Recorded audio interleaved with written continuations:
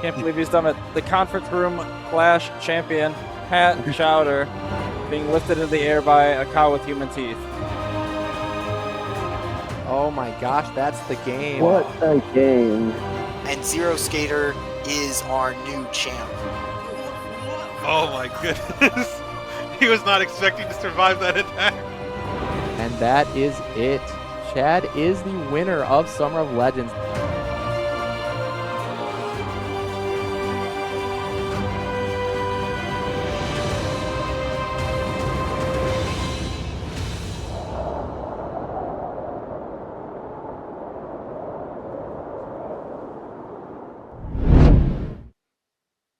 Hello and welcome everybody to part 2 of the Summer of Legends 2024 Finals Weekend stream here.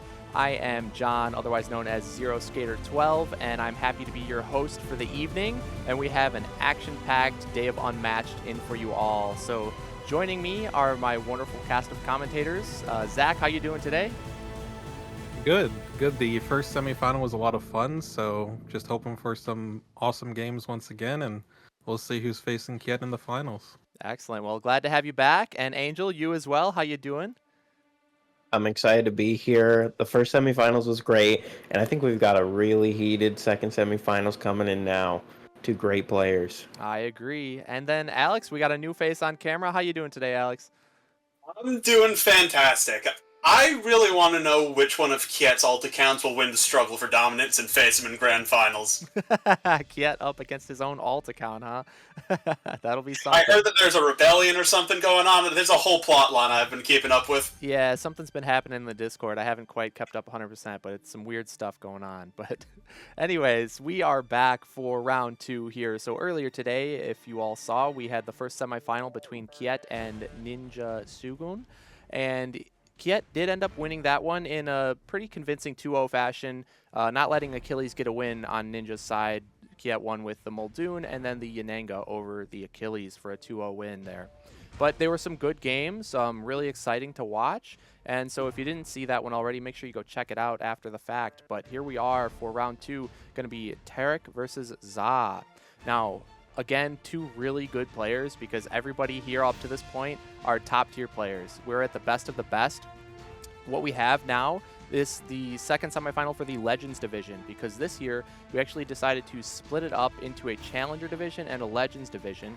In the Challenger division, we had it was more meant for newcomers, people who are just getting into the competitive scene and want to test out the waters and prove they have what it takes to be the new up-and-coming talent. So we saw the Challengers division conclude last weekend on Zach's stream, and congrats to Kenny who won that one and proved that he is the best up-and-coming player. So he hopefully will be joining us in the Legends division in the next tournament, but all four of those players who were in the top 4 have proven their worth, and now we are going into the Legends semifinals.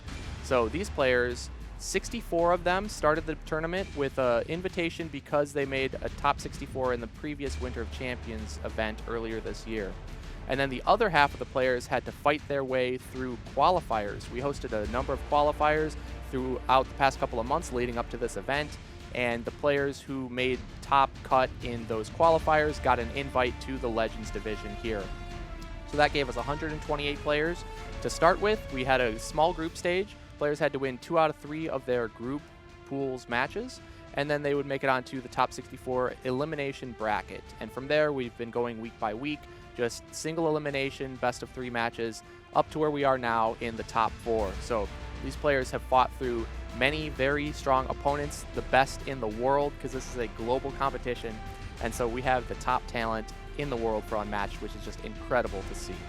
So Tarik and zzzzaa1, I know that zzzzaa1 and Tarik are both new to the finals weekend, although zzzzaa1 has made it pretty high in the rankings in previous tournaments. I know he's made, I believe, top 8s and definitely top 16s and top 32s in the past.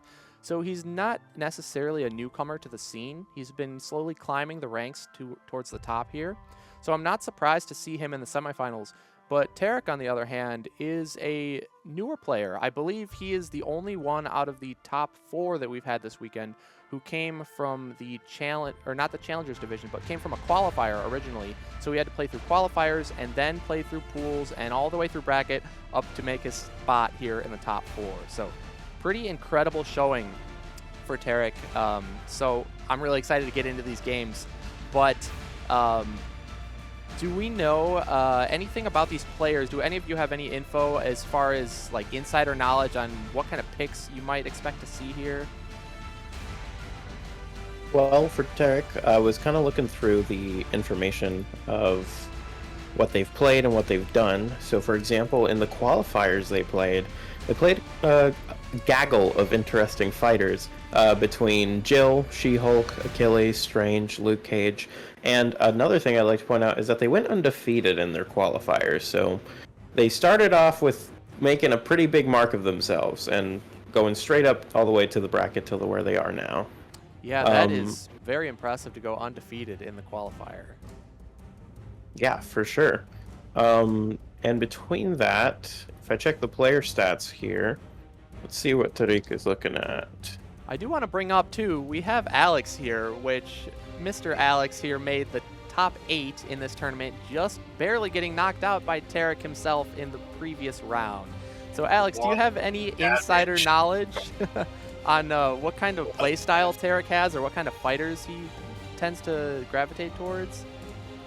Well, if I remember our draft correctly, I know he had T-Rex and She-Hulk, because those are the ones that I played against. I know he also had Yananga, and I can't for the life of me remember who his last fighter was.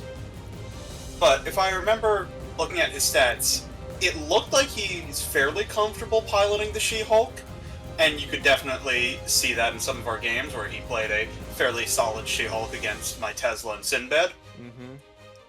So I would be surprised if we don't see She-Hulk in the draft, so much so that I would almost suspect she got pre-banned, but I don't know if she's eating pre-bans anymore.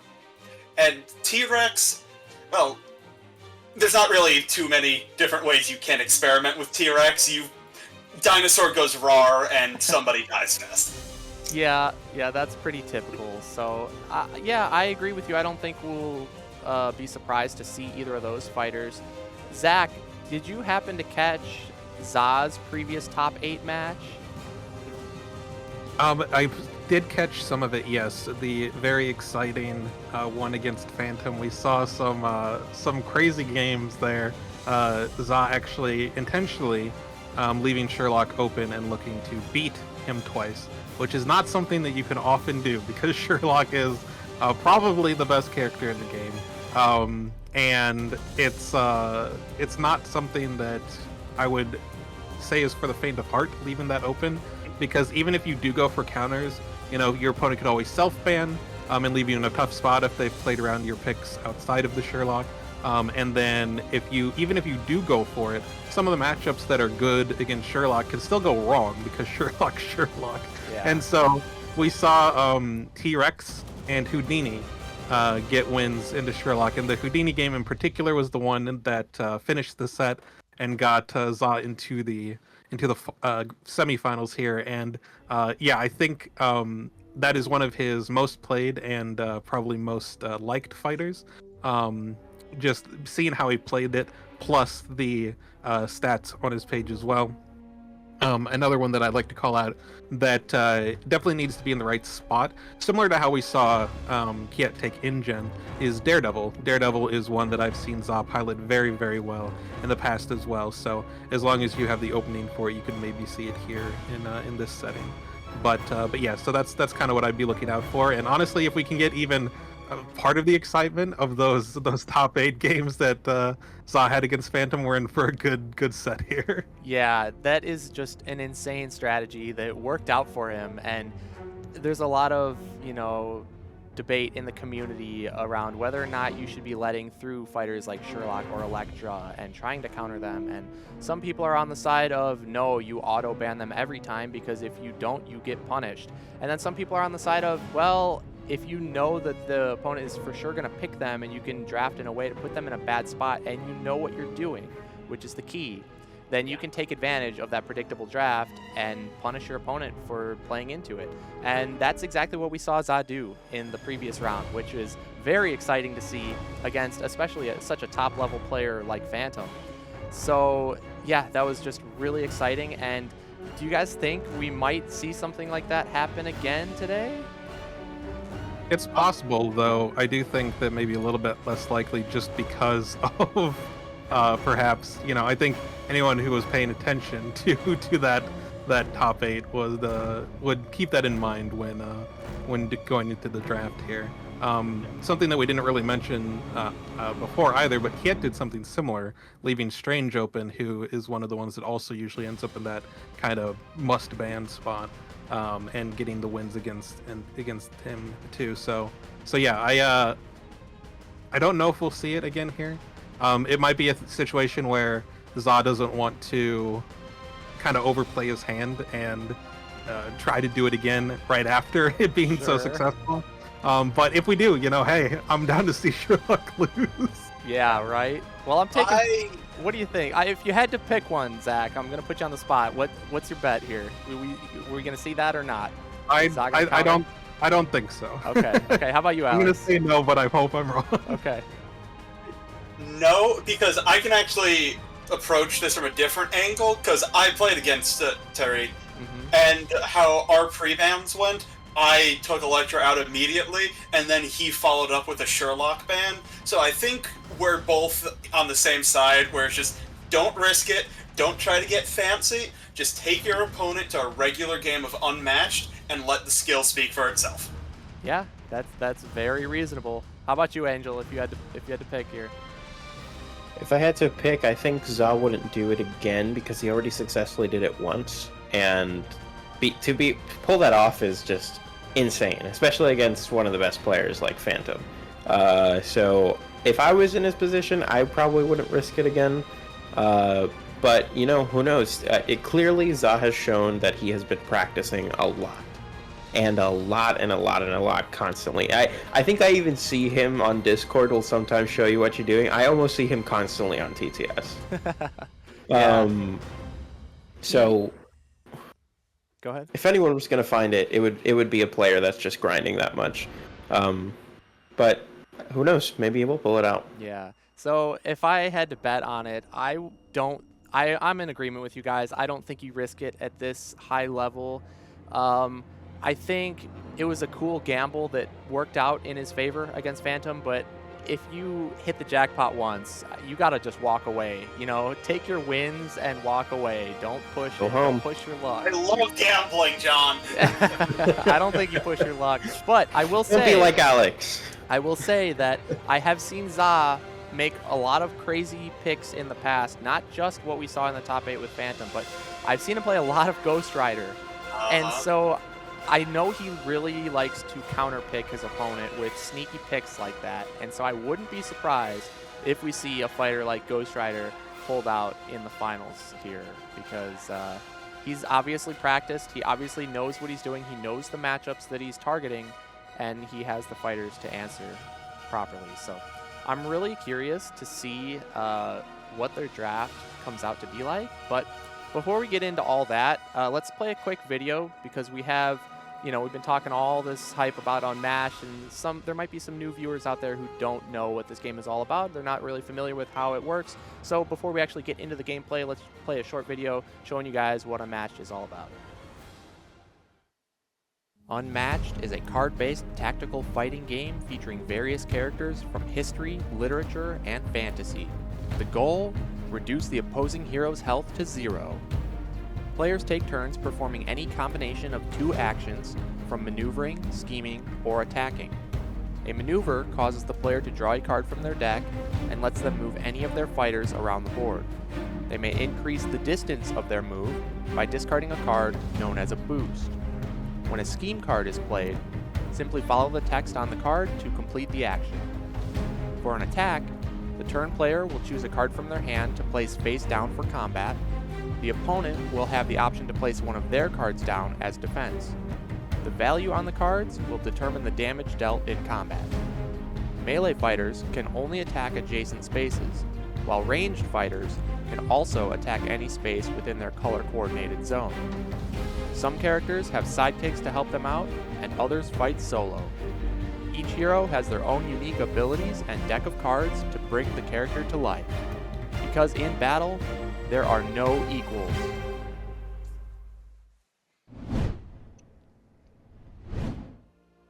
Alright, so there you have it. That's Unmatched for you. It's a wonderful game created by Restoration Games, so huge shout out to them.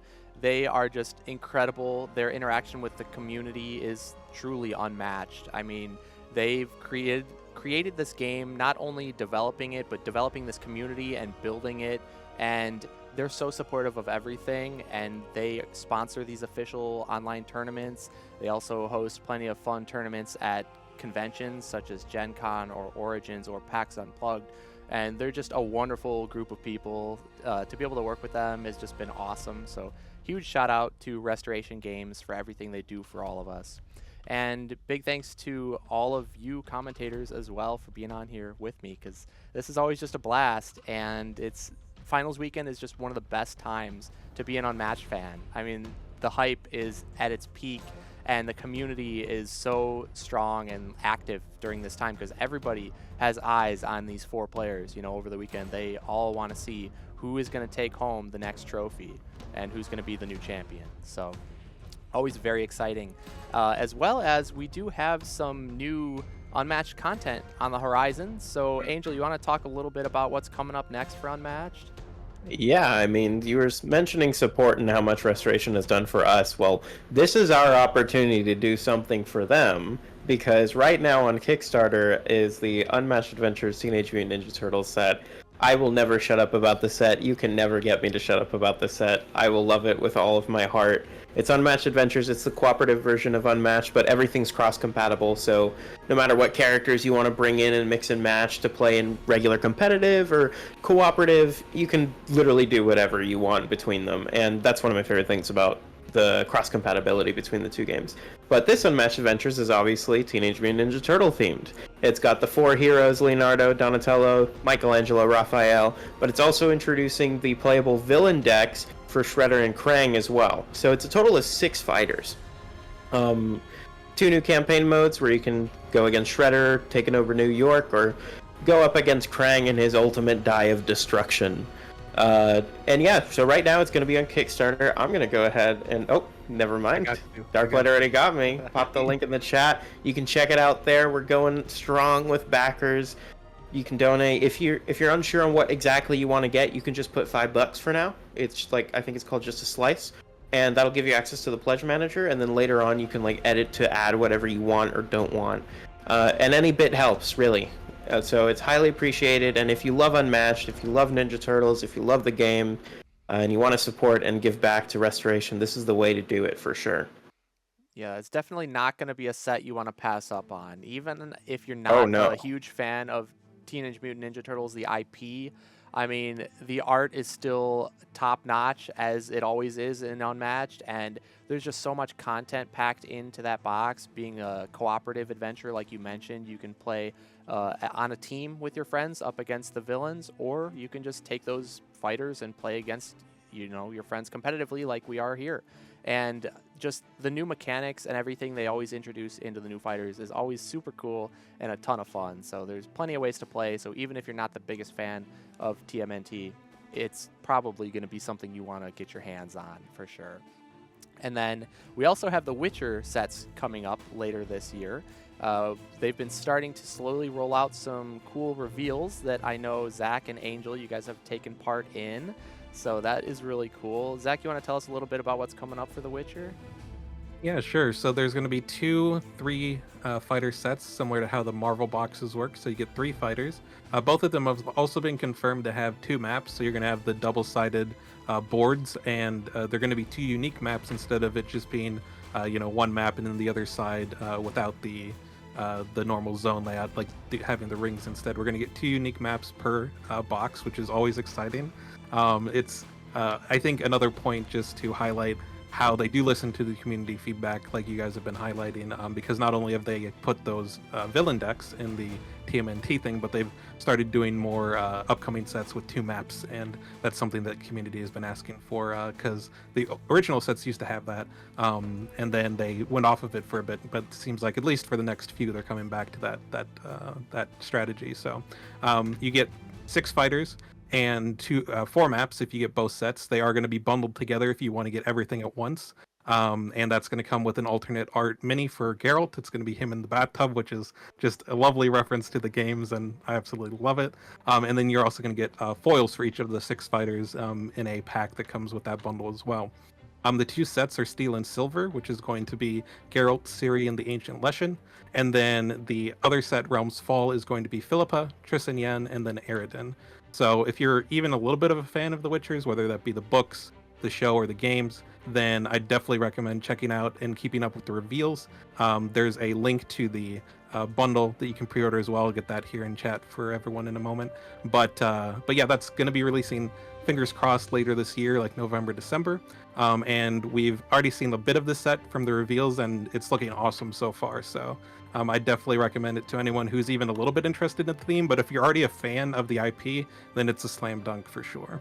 Yeah, I'm definitely going to agree with that. I know from experience, I played it. It's super cool. The fighters are all super thematic, super interesting. The art is awesome. Everything about it is just really cool. And I don't even play the Witcher games. I know nothing about the Witcher games or books or whatever. I don't know anything about the lore. Maybe I do, but like I can still say the unmatched sets are just awesome. So I would highly recommend those. And for everybody who is enjoying the spoilers and whatnot for those sets, stay tuned for Grand Finals tomorrow, because we have a little something to show you all tomorrow at some point during Grand Finals. So you're going to want to catch all of that. Don't miss out on any of the action we got this weekend. But with that said... Oh, is it? Okay, well, then you get a nice little reveal as well. So anyways, though, fighters are picked for both of the players, so let's go ahead and see what kind of rosters we are looking at. I want to see the Ghost Rider. Come on, Za, show me the Ghost Rider. So curious. Show me the Ghost Rider. Oh. Oh, wow. Okay. Okay, no Ghost Rider, but I saw InGen. I saw InGen, but unfortunately he was self-banned. So is Moon Knight. So is Moon Knight. Wow. I gotta be honest. I'm kind of in love with Tarik's draft here. Oh, I agree with you. I think Tarik's draft is incredible. I agree. Wow. But we got some interesting games. Actually, John, that's very interesting. What do you think? Because I look at Tarik's draft and I look at Za's draft, and I think Yen either beats or dunks on everybody in that lineup. I would agree, and I think that's a great call out, Alex. I mean, Yanenga just is so good against Za's whole roster. I am incredibly surprised. The only thing I can say about that is that we saw earlier, we heard Kiet talk about Yanenga and her win rate this tournament, and it's at like 39%, which is horrible. I mean, that would put her basically in the low tier, and I don't know what happened, and maybe the community has just all agreed on this new idea that Yen is just not that good, but I'm baffled. Well, Yen isn't that good, though. Well, Yen is one of the worst characters. You've got to return and show the people what they're missing. Seriously? They're only doing this because you left. Answer. It's the Miss you, John. The Yen disrespect, man, is just That's why we're not trying to beg you to return. This is definitely... It's like, oh, John's trying to leave? Let's go ahead and throw with Yanenga in tournament. See what he thinks about that. Make me upset. It's all just a bait to get me back. Man, I don't know. I gotta say, I mean, it just seems like Za doesn't respect Yanenga enough to ban her, and I think that's a mistake, honestly, because, yeah, Yanenga seems like really good into Za's entire lineup. Now, that's not to say that Za has a bad lineup or that Za, like, got beat in the draft, because looking at these fighters, I think it is very, very even overall. I think all four matchups that we have on the board here could go either way. So I think it's a really even draft and well done by both players. I'm just curious about why Za left up Yanenga, and my only explanation is that it's just the 39% win rate on Yen is just I mean, Brainwashing. another part that factors in is you're banning Strange, so you don't want to deal with Strange either. But That's true. you know, I definitely could see. It's hard because leaving Strange up is always going to be rough. But yeah, Yen here was also very annoying. So it's like which one? Pick your poison, really. I mean, that is true to an extent, but am I wrong in thinking that Bigfoot and Achilles both might do better against Strange than Yen? Bigfoot, yes. Achilles, because I second that. what Strange does against Achilles is he keeps Pat alive forever, and Achilles doesn't really okay. have the damage if you can keep Pat alive for a long time. Sure. Yeah, that makes sense. I can see that. But like Zach said, I mean, it's a pick your poison. So Yeah. Tarik ended up with a great roster. So did zzaa, honestly. The InGen was a really interesting pick. It looks like InGen might have been picked a little too early, and zzaa realized that and ended up going with the self-ban. Or perhaps, rather, zzaa picked InGen knowing he was going to self-ban because he wanted to protect Bigfoot and Achilles. And if that's the case, I mean, that's a very heads-up play. I really like that strategy because that's what the self-ban is for, right? It's to just curate your draft in a way that sets you up favorably into your opponent. And when you're at top level, it's really hard to outdraft your opponent because this isn't Arsenal where you have hidden information during the picks. It is a back and forth. And so there's very little room to truly surprise your opponent. So I think both players did a really good job in the draft, keeping things even on both sides. And yeah, we got just a lot of good matchups coming up, so I'm really excited to see. It looks like we do have fighters ready for game one. So let's see what game one's going to be. It is going to be Yen versus Achilles. So that is actually the matchup we just left off on with the previous. Yeah, we are running it back. So this time zzaa up against Yananga, and I believe zzaa is follower. Follower is usually on the right, so it looks like zzaa is going to have the map choice, whereas Tarik is going to have the position. So same deal, literally the same thing we saw last time. And yeah, I'm curious to see if we end up playing on the same map or if they're the same map bands even. I know a lot of top players tend to practice with each other, and so I wouldn't be surprised, honestly, if we saw a very similar thing play out. But we'll see if the results can be a little bit different. But let's go ahead and take a look at some of the fighters going to be involved here. See some of the key cards just for anybody who's unfamiliar with the decks, and talk a little bit about what we got coming up.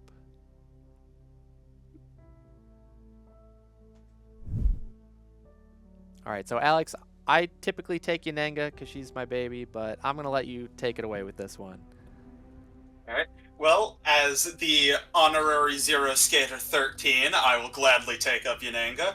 So, Yananga is one of the fighters from the Battle of Legends 2 box, which also comes with Achilles, so we see this matchup fairly often. I believe it's actually the most recorded matchup on UM League. I might be wrong about that. And the reason we see Yananga so much is because she's just such a solid, well-rounded fighter who does a little bit of everything. She can play aggressively, she can play defensively, she can build up for a big combo, or she can pepper you down throughout the game. And we can see the cards on screen here, how her entire package comes together. Arguably her best card is a very simple one, Rain of Arrows. It's one of the set mechanics from Battle of Legends 2, double attacks. It's a 3 that if you don't cancel, just leads into another 3. At a glance, this card doesn't seem like much, but you have to realize the action, like how condensed the actions get. That is just 2 solid attacks coming at you that you have to respect, because if you take 3 damage is 3 damage, but if you block it, that's probably a versatile you can't attack with. And against Achilles, if Achilles isn't blocking with something like a Helm, a Battle Hardened, or a Feint, when he's angry, that's a card he's drawing. And you have to be really careful, because every attack that you defend against and win against is 1 less turn that you have to potentially kill Yananga in that endgame. Then moving on, we have Surprise Volley, which is another super important card for Yananga, which allows her to either bring back an Archer, who are her sidekicks, and are unique because they have 2 health each, and as long as Yen shares a zone with them, she can push off any damage she takes to her archers, so they're basically walking blood banks for her. But yeah, so Surprise Volley is kind of heal too, but if Yen really needs it, it's also an action game, which goes really well with one of her big schemes, Master of the Hunt. Flat gain 2 actions, you throw that down, your opponent can't do anything about it. However many actions you had, you now have 1 more. If you throw that, combo it with some double attacks or a Surprise Volley, you can just dump out your hand, and even though you're only throwing 3s, you can do some serious damage. Especially if you mix in something like Momentous Shift, which can bump up to a 5. And then, on top of that here, we have one with the land, which is another scheme that Yananga has, allows her to kind of make her even tankier, because it only heals 1, but if you heal 1 across all of your fighters, you kind of heal 3. And so between that, all the value blocks Yananga can throw with stuff like Jaws of the Beast and Skirmish, and being able to put archers in the way, Yananga can very easily put herself in a position where even though Achilles has a tremendous damage output, he can struggle to actually kill her. Alright, very well said, Alex. Let's go ahead and take a look then against, for Achilles, Yen's opponent here. And Zach, you want to tell us a little bit about Achilles? Sure thing. So we saw Achilles a couple times in the first semifinals, and his whole thing centers around his sidekick, Patroclus. And so what you're going to want to do is figure out how you need to use Pat in a matchup, because it's going to vary depending on what your overall strategy is. Because when Pat is defeated, unlike most sidekicks who are just, they're out of the game and you can't use them anymore, that's still true. But something also happens according to Achilles' ability, which is you randomly discard 2 cards from your hand, and then for the rest of the game, all of Achilles' attacks get +2 to their value, and he draws a card every time he wins combat, and that's on offense or defense. The +2 is only on attack, but otherwise it is a draw anytime you win. So that harkens back to what Alex was saying about in the late game, you have to be worried about winning on defense too, potentially, because you're on the clock as soon as Pat goes down.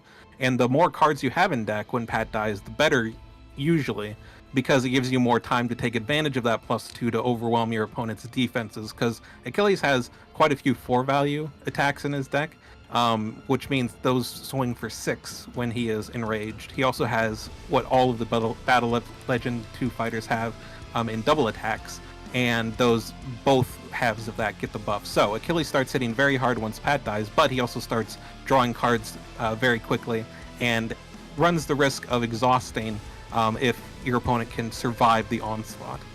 So looking at the cards here, one of the cards that Pat will use to try and do damage to himself, because your opponent is usually not going to want to kill Pat most of the time. But because you have these self-damage cards like Battle Frenzy, you can get damage through to Pat and kill him off when you want. You want to try to have control over that, where your opponent's trying to make it awkward for you to either kill Pat, or in some instances kill Pat in a spot where you don't have a great hand, and they can maybe take advantage of those discards. Against Yananga, since there are no cancels, we're probably going to see Pat's effects go off when Achilles wants, and because of that, you can take advantage of that to kill archers off, or maybe get some damage into Yananga if archers aren't around anymore. And you'll pretty much want Pat dead pretty quickly, because while Yananga can survive quite a bit, if you have a good chunk of the game where you're attacking with those +2s, she's eventually going to run out of blocks or health.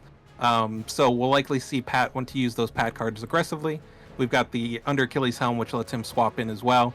Against a lot of Yen's values, you're probably only taking 1 over the 2 value defense, but if she attacks with like a double attack, you might be able to take the second half on Pat too and get 3 extra damage into him. You won't always want to do that, because again, you do want to get some value out of the Pat cards, but it does give you good options, and then after Pat's dead, it's still a very big boost, so you can reach your opponent when you're angry and make sure to get some more damage through, because you pretty much want to be attacking every turn if possible. You don't want to take too many turns off in that state, because otherwise you're going to run into problems. The spear throw here is actually really nice in this matchup, because it lets you cleanly kill an archer. You don't have to worry about, attacking with the right thing in combat, or hoping that the archer doesn't have a block, etc. You can just get in their zone, do the spear throw. Unlike most multi-sidekicks, it doesn't waste any damage if the archer is full health, since they have 2 instead of 1. And it allows you to save your big attacks for later, so you don't have to throw, decent sized attacks into the archers, and you can save those when you get enraged. Speaking of enraged, the Brothers in Arms is a really interesting card. While Pat's still alive, it gives you some action gain, which can be nice to chain some attacks together and force your opponent to have multiple blocks. And once you're enraged, then it's just a 6 value attack, and that is perfectly serviceable. It's also likely going to draw you a card because you're almost certainly going to win the combat with the 6.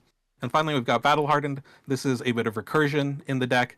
This is a very flexible card. It can get you whatever you need. A lot of times, you will start looping Battle Hardened at the end of the game. Particularly in this matchup, it can be really good on defense because most of Yanenga's attacks are going to be a 3, roughly. And so you can block with it against her 3s and recur itself to continue to only take 1 from each attack, and you won't be getting the draw. So if you need to not draw in the late game to avoid exhaustion, that is a way to do it and ultimately take less damage.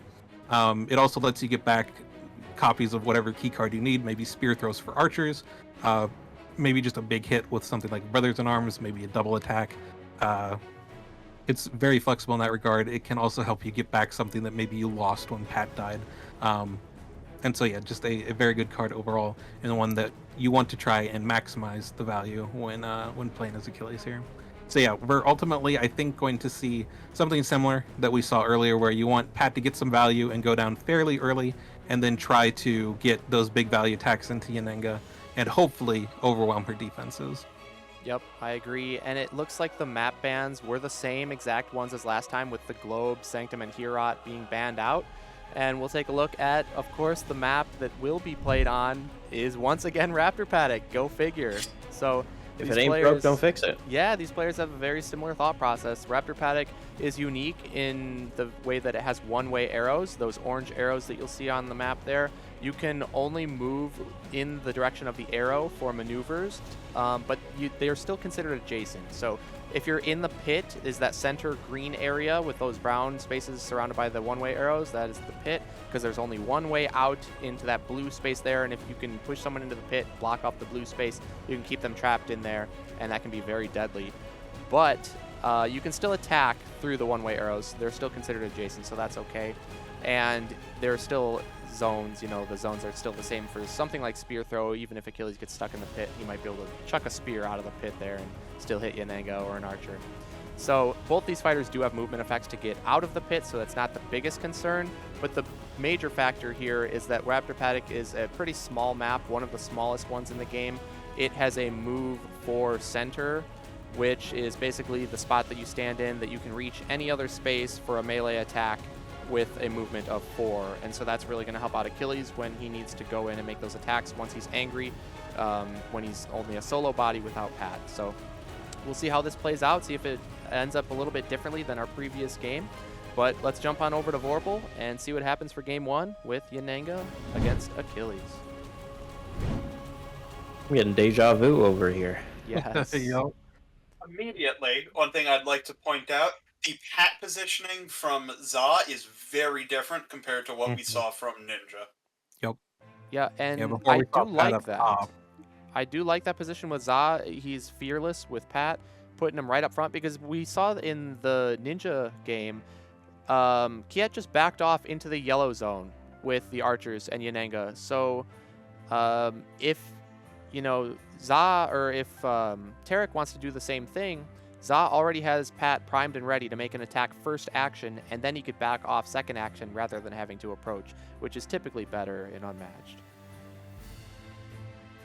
Yeah, but we could see, either Yen or one of the archers kind of try to get in the way, but either way, Pat would be able to get around, or just attack first action if you try to go adjacent and block off that way. So we see just a double maneuver here from Yen, figuring out the best spot to kind of position everything. It does look like that we'll see a non-boosted maneuver be possible here for getting in, not with Pat, but with Achilles, which isn't quite as threatening when Pat's still alive. Pat's usually the one you want to be attacking with. I would not be surprised if Achilles also just double maneuvered here, try to force a little bit of the initiative onto Yen, because if you can get into that yellow zone down towards the eastern side of the map, with the positioning right now, you are actually forcing a boost out of Yen. Yep. I think that's a good call out, Alex. I think that is one option, and the other option would probably be just attacking an archer with Achilles, maybe with something like a Brothers in Arms. So that's really going to show, I think, Za's overall game plan based on what he ends up doing here this first turn. I am not a huge fan of the play where you go for an archer right now, because even if you do go for something like a Brothers in Arms, if the archer has, let's say, pinned the prey, that's a disaster, because now you've just lost 2 cards, you get sent into a worse position, and Yen, with a hand of 6 cards now, can just kind of fire on you for free, either with a double attack, either just throw anything and then back off. It would just put you in a terrible position, I think. Sure. I do really like this setup from Za, though. You like just keeping Pat right out in the open, saying, "Go ahead and attack me. Yeah, I what are don't you care." gonna do? Attack him? Yeah. Exactly. Come on. Hit me! Yeah, honestly, it's a good setup too for something like a Wily fighting on defense, just to keep, Mhm. you know, you might not want Pat to go down right away. Yeah, you usually want to play at least a few of his cards. His cards are just yeah. so good for clearing archers, so I think that's the goal. Yeah. Is you want to clear off the 2 initial archers with Pat, then you're happy with him going down when it's just going to be Yen versus Achilles. Yep. That's true, but on a map this small, if Pat goes down at 23 cards in deck, I'm pretty sure Achilles has the power to kill anybody. Wow, what do you think about that? A feint being used already off the bat against an archer. He did manage to hit the pin, which is a good interaction, but those feints are key Archer cards. deck? Yeah, those, I would just take that. that was surprising. It hadn't moved, so it couldn't be a shift. And I don't know. That Yeah, it's not going to be a surprise volley because both archers on the board. I mean, I guess Right. it could be, but very, yeah, very exactly. If it unlikely. is a surprise volley, You're fine. I'm shaking my opponent's hand. Yeah. That's one less Yen attack that's gonna get canceled for this game. So that might come back to bite Achilles later. Yeah, I'm And he really does get surprised up to on 4 that. feints if he gets one back with a battle heart. I mean, up to 5 theoretically, but usually later on you want I to do think we might see happen like now. Yeah, it could be that you have an early battle hardened, so you eventually just are going to get that feint back anyway. Oh, I so want you to see a don't mind Brothers in dropping the Arms pin. here. I Into a want to see Pat. Divide and Conquer. Brothers? Brothers. Brothers? Yeah. Yep. Divide and Divide, nice. Yay! There we Very go. well Very done. nice, very Oh nice. my god, Archer value is already really good for Tarik here. So the Divide and Yeah. Conquer bumps to a 4, keeping the archer alive because the archer is not in Yanenga's zone. Yep. Very good for Action Tarik. gains since Pat's still alive. Honestly, Attacking if the you archer have again. the defense for the Archer, I think you play it here. Even if it's something like a shift, just force Achilles to keep throwing stuff into it. Yeah, I don't I hate it. agree. Another pin the prey would be kind of mean. In the prey It's would be true. fantastic. Yep, there's Battle Hardened. Battle Hardened is a And great attack. And there's a shift! Getting And back we're with taking brother. back... Got to be the Yep. feint, right? Yeah, right? I would take the Right? feint. No, Going okay. brothers. Using the brothers, Be though. aggressive. Fair I like enough. it. I Being like it. aggressive, Yeah. okay. That's very telling that Za chooses the brothers over the feint, because like you guys said, it's incentivizing that he is saying, I'm going to be attacking you every single turn. I think if the archer had taken it there, we'd be seeing the feint returned. Because the Mm. archer lived, I like taking back the brothers. But it does mean that at most he'll have 4 feints. And one thing that I like to think about with Yanenga. Best case scenario, you throw your feints into her reds. If you feint a versatile, you're sad. If you feint Yeah. a red, you're very happy. The problem is you have 6 reds you want to feint, and most characters only have 3 feints, so it ends up kind of being a, what do you have to suffer through? Do you suffer through 3 extra archers? Do you suffer through 3 double attacks? Throwing a feint that early and not bringing it back means that no matter what, you are suffering through one more thing than you theoretically had to before. Yeah, that's a great point, Alex. I'm pretty surprised by not taking back the feint, although if you killed the archer and then you take back the feint to prevent it from coming back, since, like you said, Zach, Archer defended, now the brothers in arms will hopefully kill off the Archer, so it kind of, you know, either way, just trades a card for an Archer, in theory. You know what I would... Oh, okay. As you say, I would love if we saw something like a skirmish, Ooh. but we're just going to see Pat jump into the pit. This has got to be the brothers into the Archer and then Pat into Yananga, right? That's the only I think reason so. you move Pat into the pit like that? It also means that if this is the brothers and Tarik decides to block with a skirmish, Pat can still take advantage of the other action instead of being a forced maneuver, essentially. Yep. I like this play from Za. Yeah. Very aggressive playstyle we're seeing here. Oh, there goes the Archer. Now taking back the brothers makes sense. So with Pat, we feeling like Battle Frenzy? I'm feeling like, yeah. Or maybe, I mean, whichever one he has, right? I think if I had the choice, I would throw the one that's optional bump up to a 5 right now. Mm-hmm. Just because I think Battle Frenzy is a little bit better against Archers.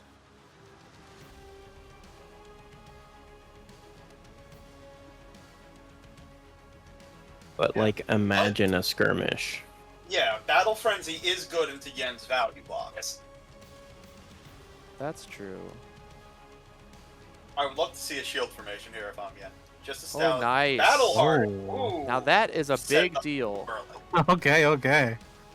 Za already has the Battle Hardened loop going. That is going to give him so much extra value over the course of this game. I think it's going to be a massively different game than we saw earlier today in the first semifinal, purely because of sure. this Battle Hardened loop. And I think that proves why we saw the first Battle Harden happen so early, is because I'm assuming that he just already had both in hand and wanted to start the loop as soon as possible. Yep. Worst case scenario, you know, Pat goes down and you lose one of those Battle Hardens even though you had both. So now that we know about the Battle Hardened loop, when do you guys want to kill Pat as Yen? It's rough. If you can kill him with something like a Stallion, that's actually going to be more preferred, like on defense and then run through Pat, similar to how we saw Pat die in the first semifinal, just because you want to avoid the scenario where Pat gets to defend with Battle Hardened and die. So you either want him to die when he swaps in with Helm, or you want him to die to like auto damage when you're not attacking him, because that way you have a chance to hit the Battle Hardened with the random discard, whereas if you attack him to kill him, which sometimes you will in the right moments, he could just block with the Battle Hardened. The discards happen immediately when he dies, and then after combat he gets something back. Speaking of Battle Hardened, ooh, okay, so we're gonna see an Archer come back. I think that's Only a really take smart one. play. Tarik Yep. knows about the Battle Hardened. He knows that Achilles is probably going to milk that for all it's worth, and that Yep. means he's not throwing a feint. Mhm. When you're up against a fighter like Yananga who has no cancels, that Battle Hardened loop is just incredibly powerful and really can make all the difference, because you have an unlimited supply of infinite 2-value versatiles until you finally want to, in the end game, take back a card that's actually going to clinch the game for you. Yep. The only way And we when lose you're the angry, Battle they're Hardened... fours. Yeah, on that's attack. true. 4's on attack. The only way you're going to lose it is if you lose it to the random Pat discards.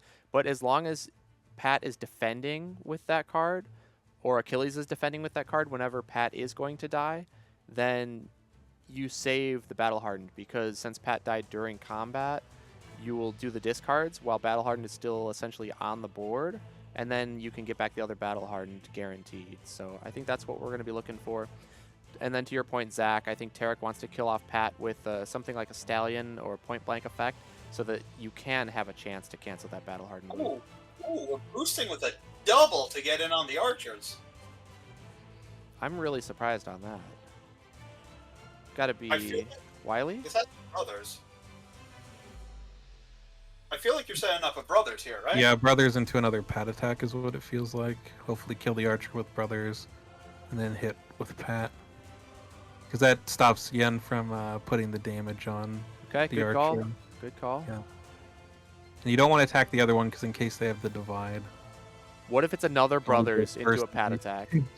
That would be would kind be of insane. insane. But then that would be your last brothers. I think that it is the battle hardened, hoping the archer Yeah. takes. Yep, it is. Yep.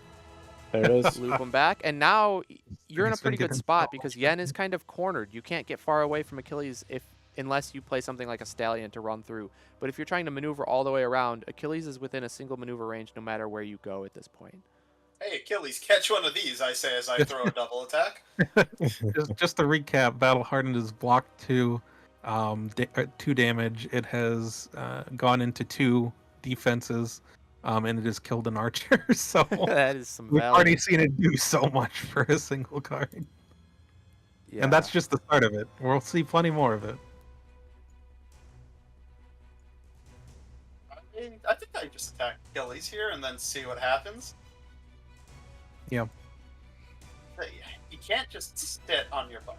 You have to do something. Ooh, we're attacking Check Pat. Pat. Ooh. Oh, danger Ooh, time. ooh. Wow. Battle Hardened. Every time. Yeah.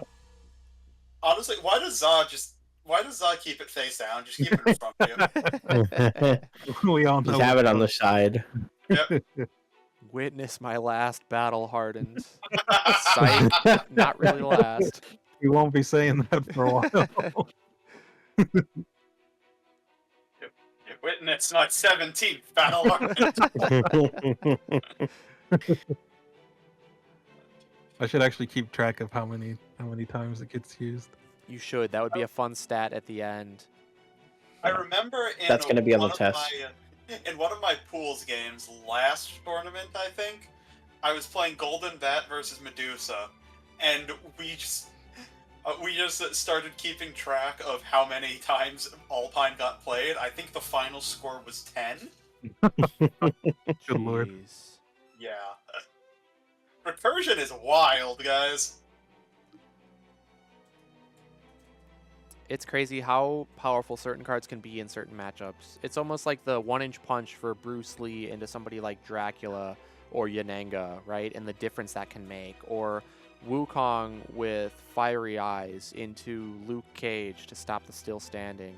I think it's always really interesting to see those game-changing interactions that typically, yeah, they're good cards, they're fine, but in certain matchups, they just are the star of the show. 1-inch punch is especially nutty. It goes from being an okay card, it's like great value Jackalope Horns, and then suddenly it transforms into the card that you mulligan for in a matchup. Yep. I Yeah. love when there's cards you mulligan specifically for in matchups. I think that's always really exciting. Like Little Red with the Path, right? Against somebody like Medusa or Robin Hood. Terrifying. I remember playing Medusa against Hamadepin's Little Red in tournament once. Every single turn, I think I spent at least a minute checking my Harpy positioning. Yeah. Keeps you on your toes. I will note another thing that is important at this stage. Well, never mind what I was going to say because that changes things. What I was going to say is even if both of the revives go off, we still have 2 spears for Achilles. So that can cleanly answer the archers that come back with the volley, and then you can always discard 2 shield formation. However, valuing the spear throw here more, I actually quite like it because, as noted before, Achilles can't do too much threatening stuff overall. When he's not angry, you want Pat to be the threat attacking. So going for... Oh my god, it's not Ooh. Battle Oh Hard. my goodness. Trying to punish the battle hardened and doesn't get the point blank damage. However, point blank going into skirmish is not bad for Yen overall, but misses the auto damage. Actually gives the option to nope, it can't go to Pat, never mind.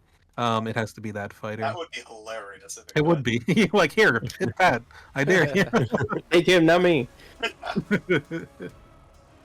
Yeah, extremely good skirmish there. Also puts Yen into the pit, so she has to maneuver out, and is still going to be within range to be attacked here by either Pat or Achilles. Although, I mean, Achilles has played 3 of his 6 sixes at this point. Yep. That is something to keep in mind. But see, Alex, what if we just kept attacking with a 4 endlessly? I guess.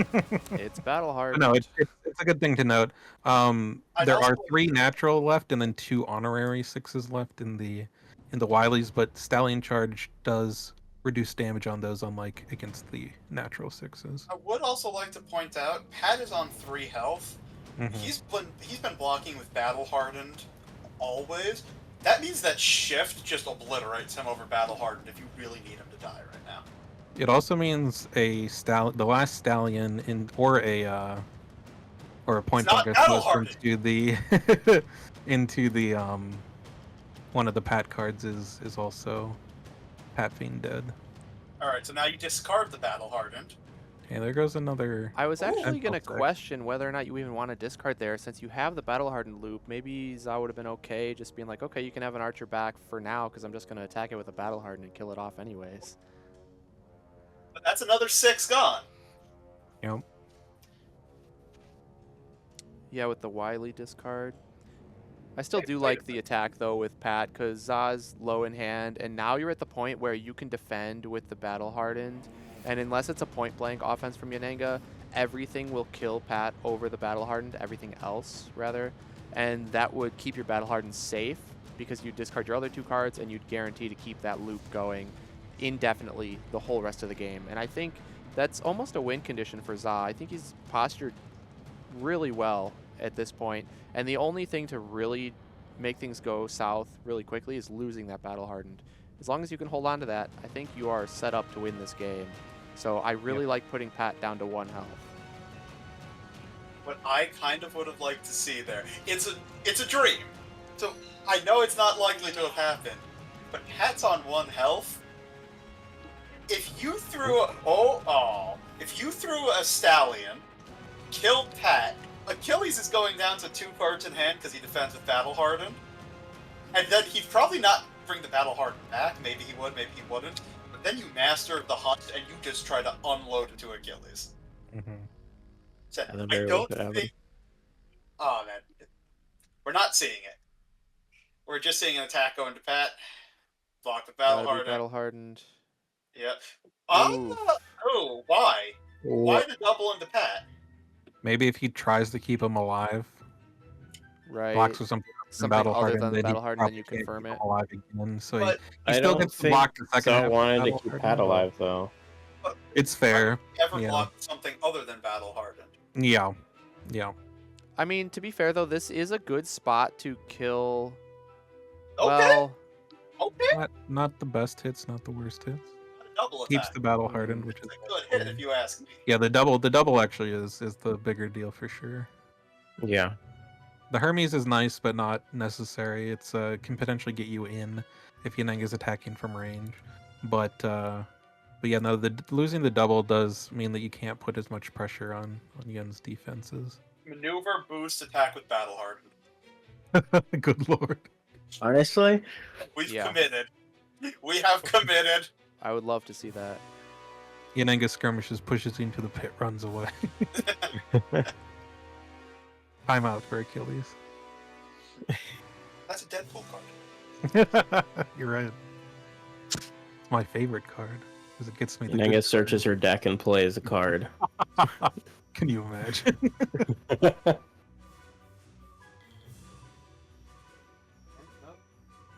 I played a custom Deadpool one time with I believe it was Chupa that he had made, and it could like take cards and use them from your opponent's deck. And I played against Yen, and I was Stallion charging as this custom Deadpool. It's a fun time. Can you We'll imagine get the double playing, maneuver here. Can you imagine playing that Deadpool against Daredevil? Oh, good lord! Oh, jeez. I am the devil of Hell's Kitchen You just now. keep bouncing dumpster diving Deadpool. This match will go forever. And you'll like it. Do you want to learn how to do an infinite Daredevil? Looks like Yen's just gonna double it over here as well. Achilles getting some time to build up his hand again after Pat dies, because there is a little bit of window where he's vulnerable, especially against a character like Yen who has a lot of action gain. But fortunately, Yen just taking the time to build up hand. To be fair, she also wants to have plenty of resources against angry Achilles. I do think that Yen missed her window. Yeah. Yeah. Boosting up Speaking to of Jaws is windows, only a 4. looks like Achilles isn't missing his. Going in. Yeah, it's looking like What are we Achilles hitting is with so here? far ahead in this game. Yeah. Yen needs something crazy to go. Battle hardened, the value is insane. But what do you think, Alex, is Yen's Shouldn't win heal. condition then? I mean, we've already seen, what, one Master of the Hunt come out just for a maneuver, which isn't ideal necessarily, and we've seen the double attack go into Pat, so you're starting to lose out on your combo potential. But with a 6-card hand into 3, do you think now is the moment that you have to unleash a combo in order for Yen to win? I think so. Yeah, I would really love to see like a stallion into a shift here. the shield because formation shift- discard there was really nice. Like it's giving her that opportunity that we were saying that she might have missed otherwise. Yeah. Yeah. And it was One what, a thing- heal Now's the time. defense? Yep. Okay. One thing that I always like to point out against Achilles, if you have a 5-value attack or higher, you can guarantee that Achilles does not draw from it, which is very important when he's on a low hand like this right now. So if you can get that shift set up and throw it on a combo turn, I think you'll be in a good spot. Stallion Masters. Double shift. Yes. That would Over be heal. incredible. And And the then second undefended sheet double. goes into heal. Yes. Yeah, perfect. Exactly. It's easy. Yeah. Guys, Just really we not all that know hard. Battle hardened. Come on. See? All right, flip it. Flip it. Is it a stallion? Show me the horse. Stallion. Show me the horse. Stallion. Point blank. Fine. Okay. 2 damage to Achilles, Okay. but Achilles is going to get a draw with that. Yeah. Maybe you're okay Yeah. with that though, as Yen. Maybe you can push this Yeah. towards fatigue. Yeah, you might be. I mean, Achilles still has a lot of cards, but He does. you have a lot of only defenses have- left. He does only have 1 double attack left. It's true. Yeah, that does matter. And he's only got 1 skirmish, 2 skirmish. 2 Yen skirmish, hasn't 1 played brothers, 1 any of her value blocks, has she? No. No. She's got a lot of good defenses. So Yen can survive pretty long here, and she's got 2 extra points of healing with the 1 with the lands. So it's a really close game in terms of the health totals right now. Of course, Achilles does typically tend to get bigger chunks of health taken away from the opponent per interaction than Yen, but if Yen can push it towards fatigue, she still might have a chance in this game. With even Yen deck is not counts. out of this. Yen is perfectly fine. Yeah. Because Yen still has 2 surprise volleys that can go off. We will see the boost with the Hermes here, which is fine. It's not a spectacular card right now. And yeah, I think you just value block this. I would agree, and then I think you can take a double maneuver turn as Yen and get back to the gray zone where you can make Whoa. Achilles boost for 4. What do we Oh, got? Oh, no! Well, that's Oof. not what you want to see on defense. That Ruh-roh, is Raggy. bastard. Yeah. Those are really Maybe good on that's off Very balls. telling. Maybe trying to call out the Battle Hardened might also just not have the value blocks, which would basically Yeah. be the exact opposite of the previous semifinal where Kiet had like all 8 All of the of them. really blocks I within the don't first. Yeah. ever 10 respect cards. Battle Harden like that. Yeah. I agree. I don't think, know. I wouldn't have risked it. You have so many blocks left.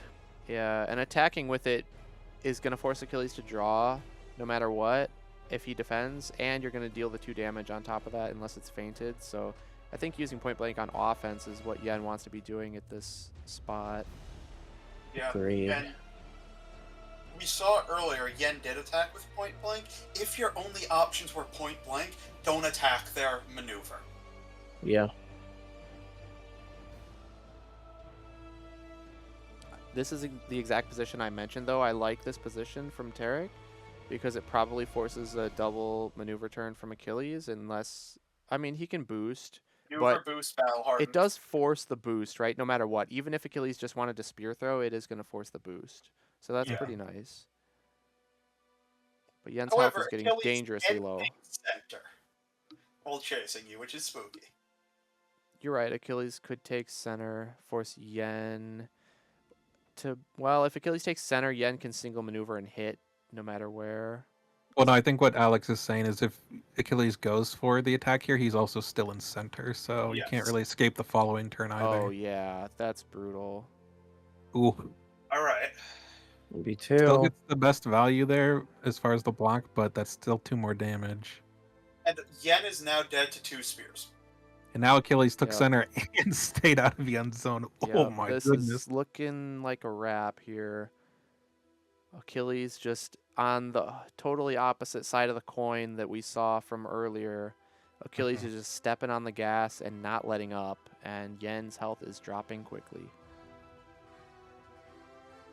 And one thing that I know that was mentioned in the previous one post-game was just not finding the battle hardens early. Yeah, And this was the complete opposite of that, and just showing how much value you can get out of that, having it from the get-go in this matchup from the Achilles side. But even with the battle hardened loops, I think Yen was still in it until she took the 4 over that. Yes, agreed. 100%. I do agree with that. It's just, it is never worth that risk.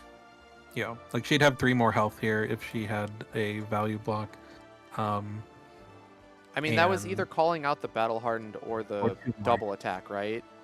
Mhm. Like, it would have Yeah. been a world of difference. This Double- game would have looked great for Yen if it would have been one of those two. But yeah, I agree that the risk was just too great there.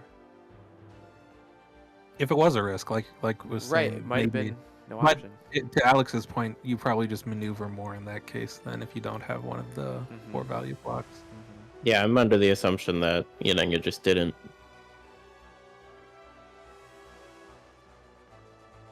Yeah, if she didn't, I really don't understand the point blank attack earlier. Yeah. You can see the heal attack. Okay. I like the Pressure up. position there, though, by Tarik, just forcing Mhm. a good value Jaws here. So it'd be a great time to either throw the Battle Harden just to eat a Jaws, or you throw a double attack, Mhm. I try smell and a double. get around it.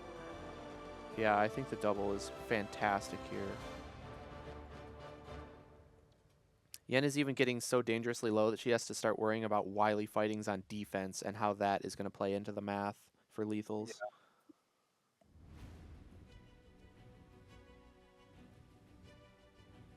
I mean, in theory, the spear throw plus getting back another spear throw with battle hardened is lethal at the moment. Yenenga Yeah. does still have both one with the lands to get out of that, but not by a lot, of course. Dang. 1 Ooh. damage over the jaws with an offensive feint, and if you're expecting the jaws, that is fantastic play there. You That need 1 damage your is gonna archer revives. make a big difference. Yeah, you need the archer revives for sure. I remember back a while back, I think it was Wandering Caretaker versus Baked Goods, and we were all commentating. I don't know who all was there. Zach, you might have been there with me, but it was Yenenga versus Achilles for Game 3 to see who goes into the Grand Finals. And I think we were all thinking that, like, Baked Goods had the game locked as Yen, and then Wandering Caretaker threw an offensive feint and it hit over a Jaws for a damage that we weren't expecting, and that changed the whole game. Okay. All right, is Yen gonna pull See, something that's here? I want to see double surprise volley because I think that's how you live. Yeah. Yeah, only one of them can be canceled. That is the drawback of attacking with the feint there. Well, Even if Achilles Za has the doesn't last have one. a feint. That's all you have to tell yourself. Yep. Yeah. It's They want not. the battle hardened. Are you Okay, just gonna Achilles take taking 2 2? damage. Yeah. I mean, what other card can you throw a single card other than Feint and only take 2 damage against a Yenenga double attack? It's pretty I know, insane. right? Yeah. Because Battle Harden could just loop itself, play itself again for the second attack, and then get whatever you want for the end of it. Yep. And you don't draw from either one. No. Now, you could consider blocking with something else if you do want to draw, but I don't think that's too likely here. Yeah, that If would this just was be like Yenenga's cycling. last. Yeah, if it was Yenenga's last action and we still had a Hermes available, maybe. But Yenenga has another action, and yeah, why not just do the battle hardened loop? Yep, so Zaz That's just 2 more gonna loop time more. for both attacks. Now Yep, he's it's debating. battle hard. Yeah. Yep, there's the battle hardened. Yeah, I think you just keep doing that until you get the spear lethal set up. Then you can take the spear and just end the game instantly. But until that point, just keep playing an honest game, and you're so far ahead. And The funny I thing do is- do a surprise volley here. Is if Yen doesn't attack with a surprise volley and you have the other spear in hand now when it's guaranteed her last action, Yeah, it's lethal. then yeah, you just kill her. So she always has to keep that in mind as well. This has to be a surprise volley, or else I Mhm. think Yen loses this game. Yeah. Yes. I agree. I don't know if she wins if this is surprise volley, but I really don't think she can if it isn't. Yeah. Uh-huh. Battle hardened. Hey, look, it's battle hardened. Battle hardened. Yes. Shift, okay. It is Okay. damage. That is damage. That is damage. But I can would you have loved to see survive? that first. Oh no, he's got the spear. He's taking it Yeah. back. Good game, Seems boys. like that's it. Probably has both in hand. Yep. Yep. They are. Spears. GG. That'll be it, yeah. Well, let's listen in and see if the players have anything to say about this one.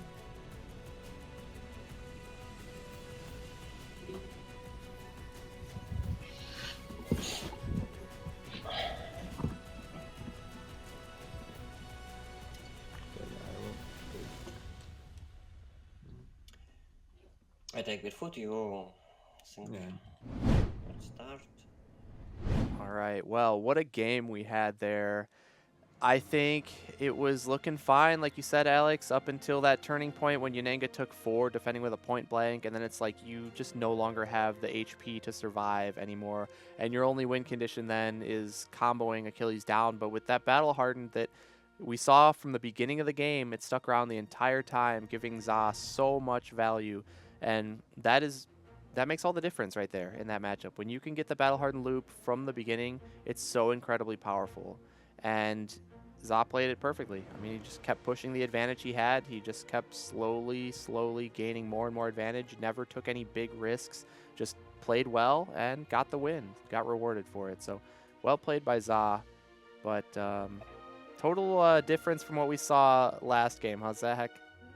Yeah, no, I was really glad that we got to see kind of how the matchup can play out differently, because even though it was the same matchup, same map, same positions as well for starting, we saw how potentially just having different cards at from the get-go, as well as different styles of how each fighter approached the game, really making a big difference in that. Because honestly, Pat only got one of his cards off. I think it was just the one Day of Your Doom. Yep. And then other than that, it was, mostly battle hardened. If my tally's accurate, I think it's roughly played 10 times, Oh my possibly somewhere in the gosh. 11 range. But yeah, that card was played a lot during that game, and was, pretty much the single-handed reason for that particular victory, as far as being able to, because what it allowed zzaa to do is save the rest of his cards for when he really needed to. He used a good number of the brothers in arms while Pat was still alive to put pressure on the archers, and then eventually get some extra hits on Yen as well. But then on defense, he mostly played battle hardened because Achilles has a ton of health. Playing it when Pat was attacked when he was about to die, of course, makes sure that you don't lose the loop. And then it allowed him to, save other stuff like skirmishes, which would otherwise be one of your go-to defenses for attacking with those 6s once the archers were down, and you can guarantee to get it into Yen for at least 2 damage, potentially more if she doesn't have her best value block. So yeah, really well played. I don't think Tarik did too much wrong. I will be curious to see afterwards if there was an option there with the point blank, and if there wasn't, why perhaps there wasn't more maneuvers prior instead of attacking with the point blank. Because if you run into a spot where you don't have the value block at all, exactly that can happen. And every little bit of damage is going to matter in that end game between those fighters. Right. Yeah, there's that. And then I'm curious about the offensive double attack to kill off Pat. That was, other than those 2 things, I mean, I think it was well played. And oftentimes plays that may seem suspicious from an outsider perspective, as long as a player has good justification for why they were doing what they did, I think it's totally fair, right? It just might have been a case of, well, they had a strategy in mind, they had a certain idea in mind, and it didn't work out. And sometimes that just happens in Unmatched, right? But as long as you have justification for your moves, I think that's what all you can ask for, and just play to your outs, right? So we saw Achilles take that one, pretty convincing win. But now we're going to see Bigfoot, who has to take down Jill and Yananga. So, Angel, how do you think Za's going to be feeling with Bigfoot into these two remaining fighters? Well, I don't know how much experience Za has in these specific matchups with Bigfoot, but I would like to say that Za isn't quite out of the woods yet. If any detective was going to stop Bigfoot, it would definitely be Dr. Jill Trent, the science sleuth. I have had a lot of experience personally in that matchup. Genuinely one of my favorite Jill matchups. And then combine that with Bigfoot Yananga, and I don't even think I need to go into that matchup. I mean, it's pretty common, I'd say. But I definitely think that both of the fighters here have a really good shot into Bigfoot, just overall. Bigfoot is still Bigfoot, though. That's not to be forgotten of. But it's definitely not going to be an easy 2-0 for Za, I don't think. I would agree. Alex, what do you think about the remaining matchups here? Well, I have had to deal with Angel's Jill many times, and I think that generally, if you take a really good Bigfoot and a really good Dr. Trent, that matchup is going to go in Dr. Trent's favor. I don't think Angel and I have played the Bigfoot Jill matchup in particular that often, but I don't think I've won it against him. So I think Tarik can get a win there for sure. There's just so many little things that go Jill's way. Assuming Daisy doesn't get horns comboed right out the gate and just taken out, I think she can drag it out to endgame and just run Bigfoot out of defenses, because he has some really good defenses, but he doesn't have the highest amount of them, and Jill doesn't care what you're blocking with generally, just as long as she can get rid of them. Yeah, I would agree. And then it's kind of similar for Yen Bigfoot, where a lot of the times Yen is just attacking to force you to respect stuff. Like double attacks, if double attack doesn't go fainted, that's a bit of a disaster for Bigfoot, because now you're throwing a 4 and something else, maybe another 4, because you really want to save your feints, and that can just spiral really, really quick, especially with how bulky Yen can be. If you don't get all of your Jackalope horns off, you are really looking for a miracle to happen in that matchup. Yep, I agree. I think Za's definitely not out of the woods, but with Tarik losing the first game and getting map picks, Zach, do you have a prediction which of these two fighters he might want to be choosing to go up against Bigfoot with the map choice on his side? I think I actually lean a little bit more towards Yen, to be honest with you. I feel like if you can get a favorable map in this matchup as Yen, you're in a lot better of a spot. I do think that the matchup is generally a bit Yen favored, but it's still a very close matchup, and I do think it often comes down to map choice. For instance, I've played this one quite a few times, mostly from the Yananga side, and if you can get something like Marmorial, you're just absolutely chilling, because unlike Raptor Panic, there are spots on that map where you can force Jaws to be a 5 at the very least. There's sometimes where you can even potentially make it a 6. And if a 5 or a 6 goes into a log on defense, you are just on top of the world, and Bigfoot just stops being able to get enough damage through to kill you, because Yen already has so much between her and the archers that just makes it almost insurmountable, unless you can, get a lucky hit later, maybe into a point blank or something, because Yen's low. So it's a really back and forth matchup there. Both fighters can play the long game extremely well, so I've seen it often come down to exhaustion at times, and when it does, the difference between one ability draw from Bigfoot throughout the game can really matter for the very close math at the end. So we'll see if Bigfoot is able to. I've actually seen him have success in that matchup being very aggro against Yen. And if he can pick a map where he can often get zone cutoffs while being able to attack Yen, that puts her in a really bad spot, because she doesn't have card draw. That's her weakness outside of the cancels. But you don't really care about not having cancels against Bigfoot, because most of the time you don't want to play feint against his attacks anyway, because if you just feint a log, you feel real dumb. Yeah. And the only thing that's even really that good to feint is shift on offense, but in a matchup like this, Bigfoot probably needs them on defense. So, what are you going to feint? Like a regroup bait, you feel awful about that. You're going to feint a savagery, you still take 2. So it's like, you feint a disengage, you take 2. So feint's not even that good on defense against Bigfoot. And so the fact that Yen doesn't have cancels is actually fine, because it means she has power in the deck elsewhere, which lines up really well against Bigfoot. However, it doesn't have that draw, whereas Bigfoot has quite a bit of it if you can get ability consistently. And so if Bigfoot can set up on a map that he likes where he gets zone cutoffs and can just keep drawing against Yen and aggro her down, that I found has been the most successful thing, which is another reason I think that you want map as Yen. Yeah. Yes, and following up on that, I do think that is why Yenengo would probably want to be game 2 here, is because it allows Yen to have map, and I think she needs that a little more than Jill does in my experience. Okay. Yeah, fair points all around. It looks like we do have the matchup set here. So game 2 is going to be Jill versus Bigfoot. Okay, so Tarik thinks, I think rightfully so, Jill's a melee fighter, probably needs map against Bigfoot, so that maybe you want to go to a really large map so that you can try to fatigue Bigfoot out, it would be my guess. And thinking that, well, Yenenga's ranged and she's just better into Bigfoot on average. I think that's what Tarik is thinking. I think both matchups are pretty even, but I don't know. I'll be very interested to see how this one goes. I'd also like to call out another thing. It was mentioned that if Daisy goes down quickly, it can be very difficult for Jill. So I would also like to call out, if they don't get banned, one of the passageway maps might also be something that you look to do, because you can potentially hide your sidekick away, and that means that not only can she not be attacked, but she can't be hornsed either. And you don't care if Jill's taking all of that, because she can survive it and be fine, and then heal back up. Yeah, whereas Daisy cannot. So any damage on Daisy is permanent, and you're going to want to make sure that she doesn't go down early before you get her value. So that's another thing. I could see that being the bans if Jill does go map and Bigfoot has the 3 bans, but he could also be looking to ban some of those bigger maps, like you said.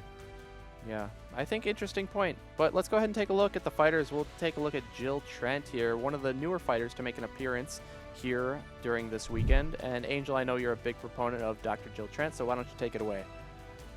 Yeah, of course. Dr. Jill Trent, Science Sleuth, introduced in Tales to Amaze, the first UMA set. She's a very technical fighter. She's got a very cool, like, toolbox-themed kit. The main ability of hers is going to be her gadget. She has 2 gadgets that she can activate one at a time at the start of her turn. You got Hypnoray Blaster, which says during combat, if your printed value is lower than the opponent's printed value, you can look at their top card and add the boost value to that card's value. And then the Ultrabionic Tonic is going to be a... If your printed value is higher on offense than your opponent's printed value, then Jill Trent will heal 1. Very important keynote is that it specifies printed value. So if anything shifts around, as long as the number on the card is higher or lower, depending on which gadget you're using, then you get the effect off. Personally, I think some key things to note here are going to be some cards right here, like Helpful Assistant. Helpful Assistant is one of the main reasons Daisy is such a monster, but not the only reason. It says shuffle up to 3 Jill Trent cards in your discard pile back into your deck, draw 1 card.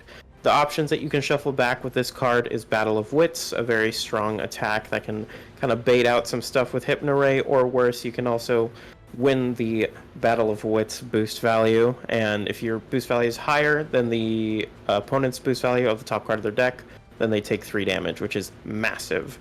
The second card would be Utility Belt for Jill, which is a 3-value versatile, and it is... I tend to use this phrase often, is a versatile, where it just has so many options after combat. You can choose one. You can either heal Jill Trent 1, move Jill 1 space, or draw 1 card. And depending on the situation you're in, I feel like all 3 of the options are really good choices.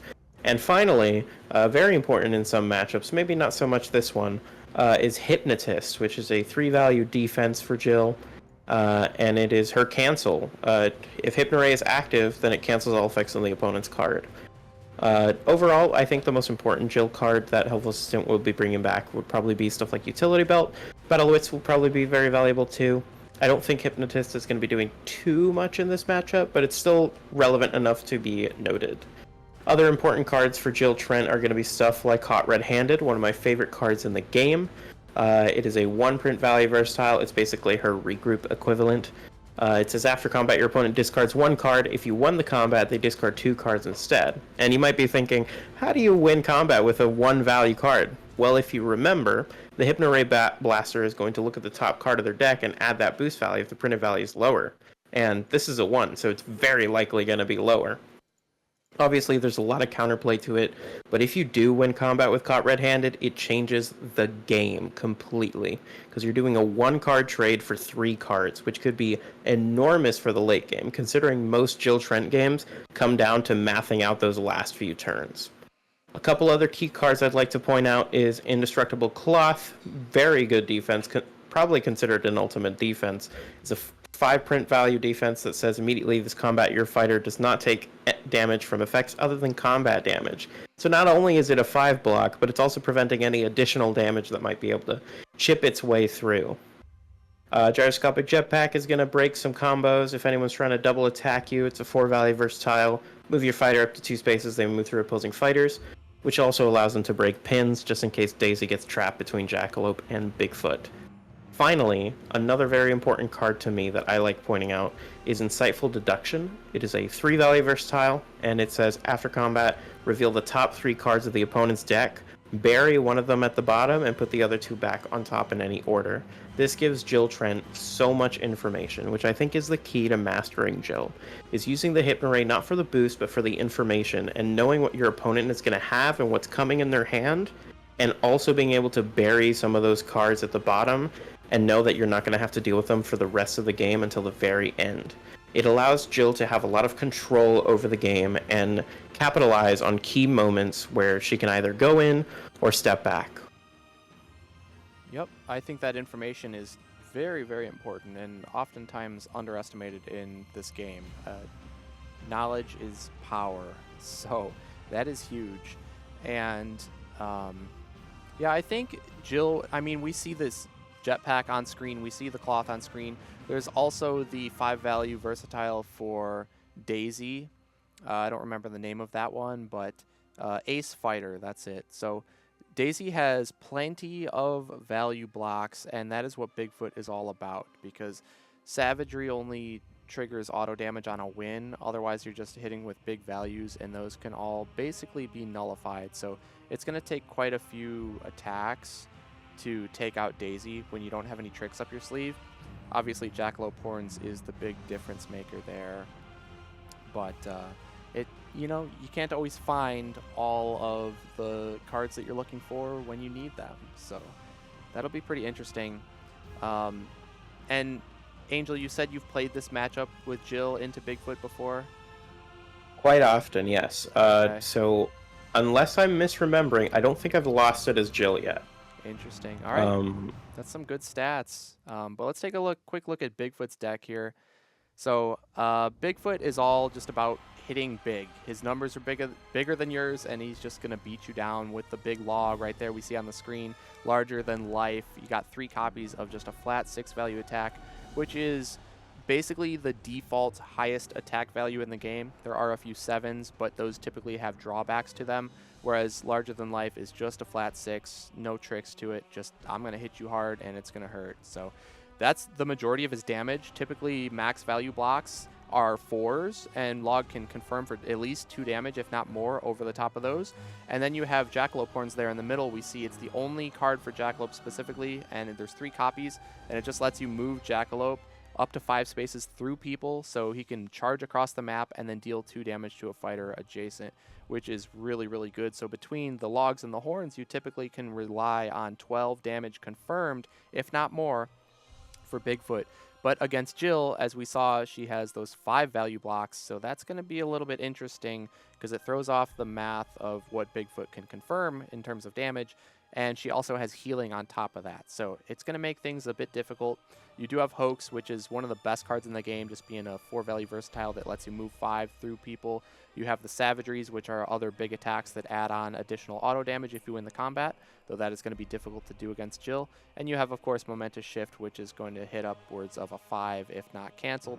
So a lot of great damage output, but you're just going to have to line it up favorably into Jill's plentiful value blocks. So we'll see if Bigfoot is able to do that, but there is his ability to take into consideration where if you end your turn in a zone where there are no opposing fighters, you can optionally draw a card, and that is where the real skill in Bigfoot comes in, because he's pretty simple in terms of his cards, his deck composition, but he's all about just pure fundamentals of the game. And choosing whether or not to use that ability every turn is a massive choice that you have to make, that it may seem small, but it can make or break you in a given matchup. So if you know you need to be aggressive and try to catch Jill before she can find all of those best defenses, maybe you want to be drawing with your ability. So that's going to be a big choice that zzaa is going to have to make in this game.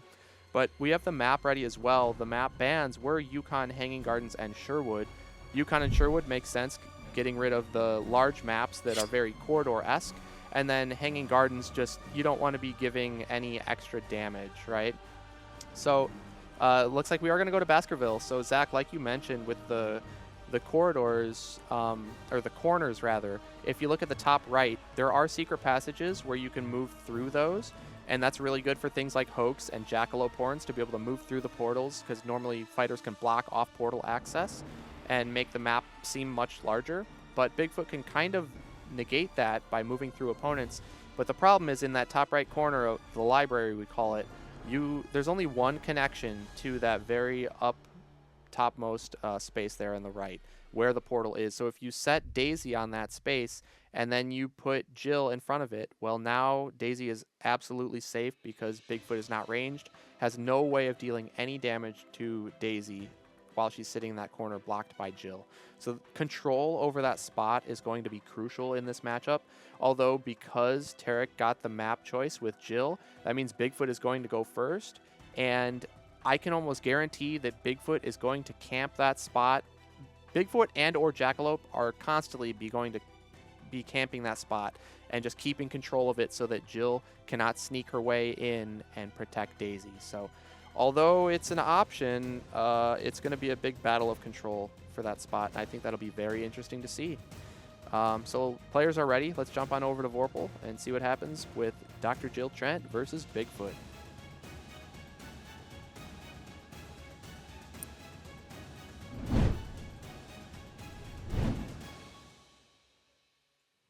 And I will chime in and say, contrast to the previous game where both players mulliganed. I know that hasn't been being shown on screen, but both players mulliganed at the start of the last game. So zzaa probably looking for that battle hardened, which he got rewarded for the mulligan. But now this time, both players kept. So both players happy with their starting hands. And so I see why, right? With the Jackalope Horns right off the bat into Daisy, that is pretty good. I would expect a maneuver now just to put Bigfoot. Oh, zzaa's even got the Jackalope shirt. Jackalope shirt. Look at that. He's primed and ready.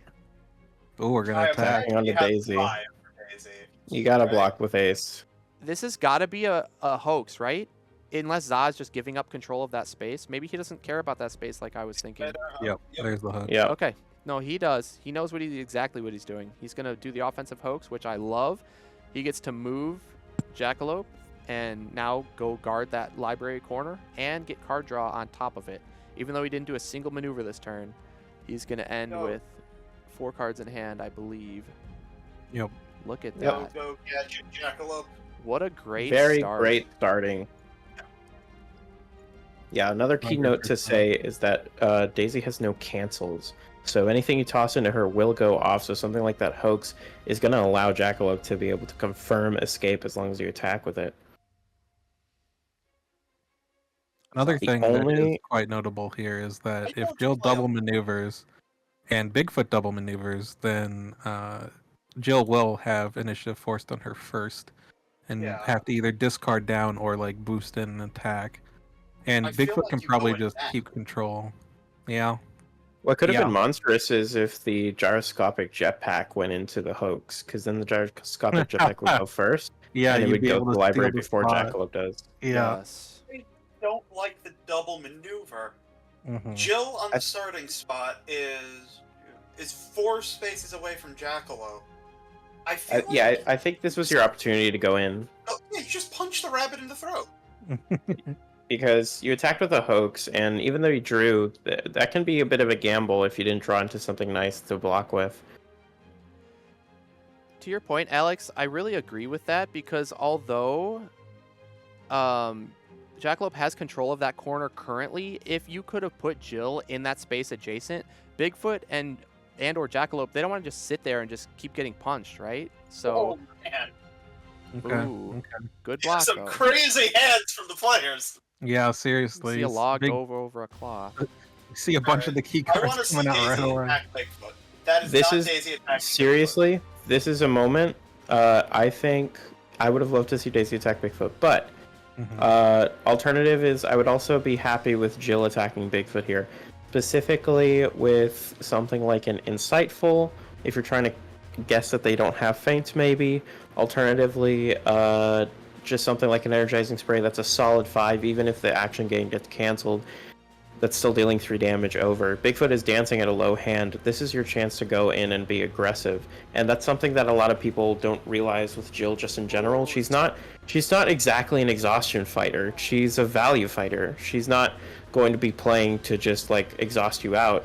She's going to be playing to like match your values and get rid of enough of your stuff to a point that she has more stuff than you left and then taking you out.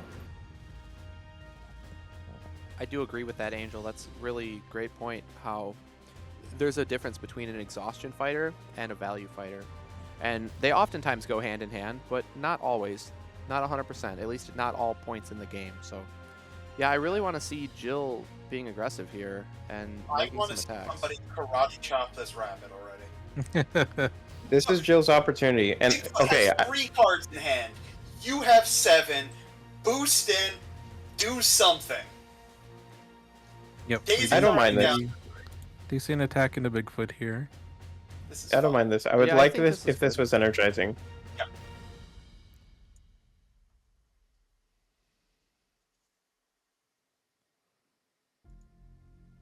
Imagination. Oh, that's not a good Okay. interaction. If you threw something like a laser pen there, at least you would have gotten your Hypno Ray Blaster effect to bump over the imagination. Unfortunately, you're Get just some gonna information, get full too. canceled. Yeah. Because that's the other thing. If It's Bigfoot's also- dancing at a low hand, and you pop off Hypnoray, and you see that it's not a defense, then you know he's not drawing into defense. Mhm. Trying This to is take why I Daisy think out. I would have liked to see you go for the Jackalope instead. Because then Jackalope is kind of forced to move off the spot. You can start to take control of the library. It just makes your life a little bit easier. Agreed. Especially since as long as Daisy survives at 1, if you can take control of that library, you can keep her safe. You know, Yeah, I that's the thing. Daisy's down to 3. Stasis into. Ooh. Yeah. Into a Not skirmish. Shiv, so it's gonna go through. That means the Deal 1. Jackalope Horns finishes her off. Yep. Jackalope Bigfoot. electing to stay there. Okay, no Bigfoot ability I think draw, I right? think Or Zod did just he? realized he didn't yeah. Yep. Based on Zod's expression, I think he forgot that skirmish could move. Yeah, Um, He did draw so with he just ability. stayed there. Yep. but Yeah. but Somebody did not karate move chop with the guy. skirmish. Yeah. We'll see if this gets punished. I want to see here. a combo here on the Jackalope. I really yes. throw the action 5 gain. to 5. Energizing right now. Imagination. Has Okay. both imaginations. He did go for it though. I respect it. You had to. The good No. news is that there's no more imaginations. But starting with them both that soon when Jill is trying to punish for low hand, really nice. Because I think Bigfoot No is horns? okay with maneuvering here. No horns? Did we Looking top deck for it? horns. Didn't top deck it, No I horns think. is huge. If we top deck it, just slam that. Yeah. You do want to make sure you position before, but yes. You know, looking back to the attack with the utility belt, I do like that from Tarik because I think he's trying to get some Jill cards into the discard pile so that you Oh. can try to get some Oh. back before the horns, With the but horns. we are Yeah, gonna see the exactly. horns. I like getting the Jill card in the discard, but it's not going to matter here because Daisy is going down. That is Wild very Off and massive. Bigfoot. Jill isn't out yet, but that is a very, very big shift. I think we Yes. can still do this. Because Daisy did eat a log, 2 horns, a hoax, and a skirmish. That is Yeah, true. I would Those are- like to point out, Yeah. She did a lot. I would have actually liked if Jackalope went on the other space more, because now Jill just needs a boost 2 to reach Bigfoot. And I think at this point you don't care about Jackalope. You optimize that Bigfoot is at a low hand and you just keep going in on him. I agree. Mhm. I think that's a good point, Angel. We saw Zod debating, so I wonder what is his reasoning for keeping this open. I don't hate attacking Jackalope, though, because that doesn't force a boost out of you.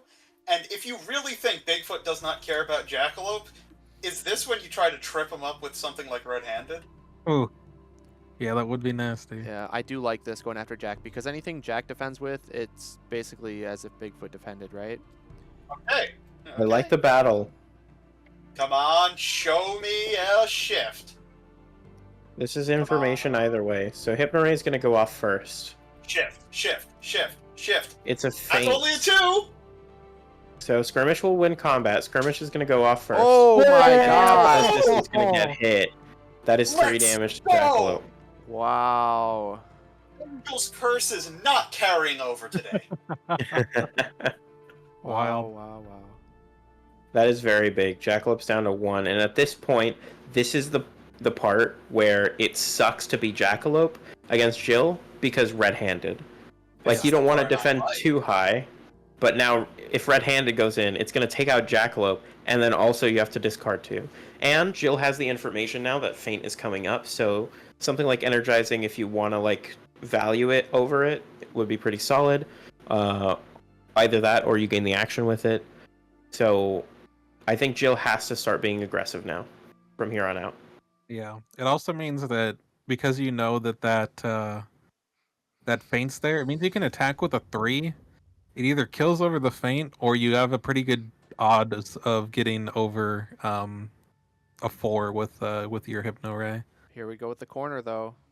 Yeah, Bigfoot can use it too. He doesn't mind it. Yep. That could be a huge mean- difference maker.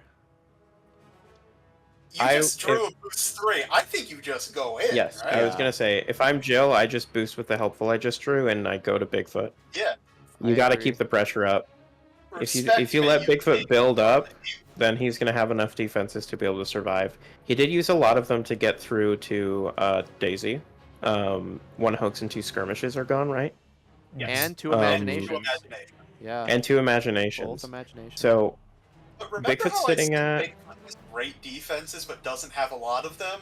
yeah, He's gonna start hemorrhaging defenses if he's not careful. Yeah. he's Half got of 6 the lot. defenses left, and then also the 3 shifts if he wants to block with those. So I at best, 9 like defenses left. Double maneuver. Yeah, I don't Yeah. like it either. I strongly disagree with it. I think you need to keep the pressure up. Bigfoot can run into a lot of hands of just red or yellows, and double maneuvering here allows Bigfoot to rebuild, potentially get the 3rd horns off as well, and then it just keeps going downhill. You have to like pummel him, not give him a chance to breathe, and get rid of his health as fast as you can, especially since, like we said, he doesn't have a lot of defense left, so the odds of him drawing them lower and lower as time passes. Yeah. Especially since we knew he just drew a feint. I think if you go in and you just attack with something to force out the feint, Yeah, hit with a 5 if you have or it. even just like a jetpack, Yeah. force him to respect. Also, currently, Bigfoot's winning the late game. Yes. Because you got no Daisy schemes off, and 2 Jackalope horns have gone off so far. Bigfoot's just got value over you, so you have to take the moment. Oh my And seize it. gosh. You can All 3 horns going off. That's rough. That's enormous. maybe Jack would be generous and do it to Bigfoot because that is an option. Okay, I want to see Jill switch to the tonic and hit Jack with the caught red-handed. Yeah. I hope agree. Jack why are we takes- still on him already? Unironically, I'd love to see a utility belt even. because that incentivizes to Za that he's tossing a high, and I think that would be a great way to like trick them into just being like, all right, I'll let Jackalope go down. I got all my horns off. Yeah, exactly. You know, the Drop feint's in Jack, hand. two. I really hope this is red-handed because that would be the best option to toss into Jackalope. Even I with think the you feint always in feint hand, this. I want to see the red-handed so that it can Always hopefully feint it. bump over. Yeah. Okay. Okay. Which is why I Here. you should have swapped to the tonic because utility Yeah. belt was always healing you there. Yeah, exactly. You'd either get it from the after combat or you'd get it from the the gadget itself. If the feint happens, you'd still kill Jackalope.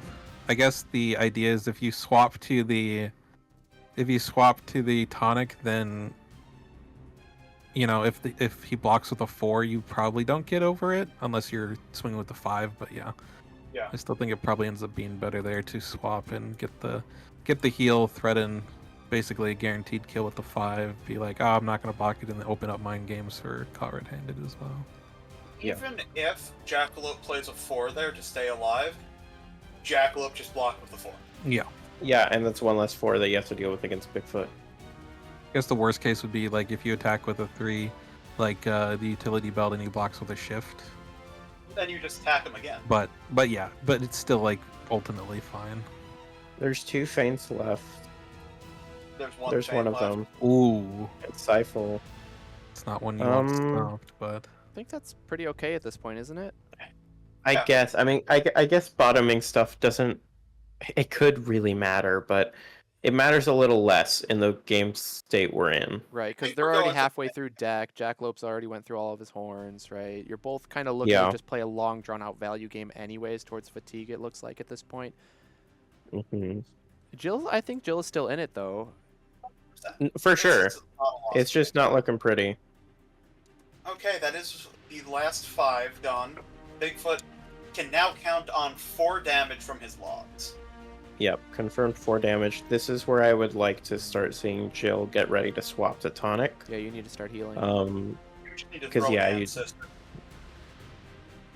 I'd love to see a boost 3 if he has it Yep. for Daisy. Yeah, but the problem keep with going. that is that boost 3s you have left are either Jill cards you really need to play, or 2 Daisy cards that you might not have in hand. Yeah. Yeah. She's in double maneuver, taking the center, that's fair. Bigfoot's gonna keep rebuilding here. yeah, this bit of a death spiral we're in here with Bigfoot getting all the time he needs to find the cards he wants, which I Yeah. think, to your guys' point earlier, would have been at least somewhat mitigated had Jill gone in a turn earlier. Yes, absolutely. For sure. Through the boost 3, you had massive hand advantage on Bigfoot. I think you just had to punch him in the face. I mean, for what it's worth, Bigfoot has 3 more good defenses. So, if you start baiting some stuff out with Laser Pen, you could start getting some key damage in later turns. I'd love to see a battle. It's not a Ooh. battle. Okay, this insight, I genuinely think, depending on what this Insightful hits, will change the entire game. We see Insightful going into a momentous shift. This could be very, very important. If I'm Jill here, I want to see Hoax, and I want to bury it, I think. Just defenses. That's what I would prioritize right now. I would agree, Angel. Just bury those good defenses. Oh, there you go. There it is. Got one Yeah, of you them. bury the Hoax. I think you always bury the Hoax here. Mm-hmm. Bury the hoax, put the regroup on the top so that Bigfoot can't do a single maneuver into a disengage attack. Yes. Yeah.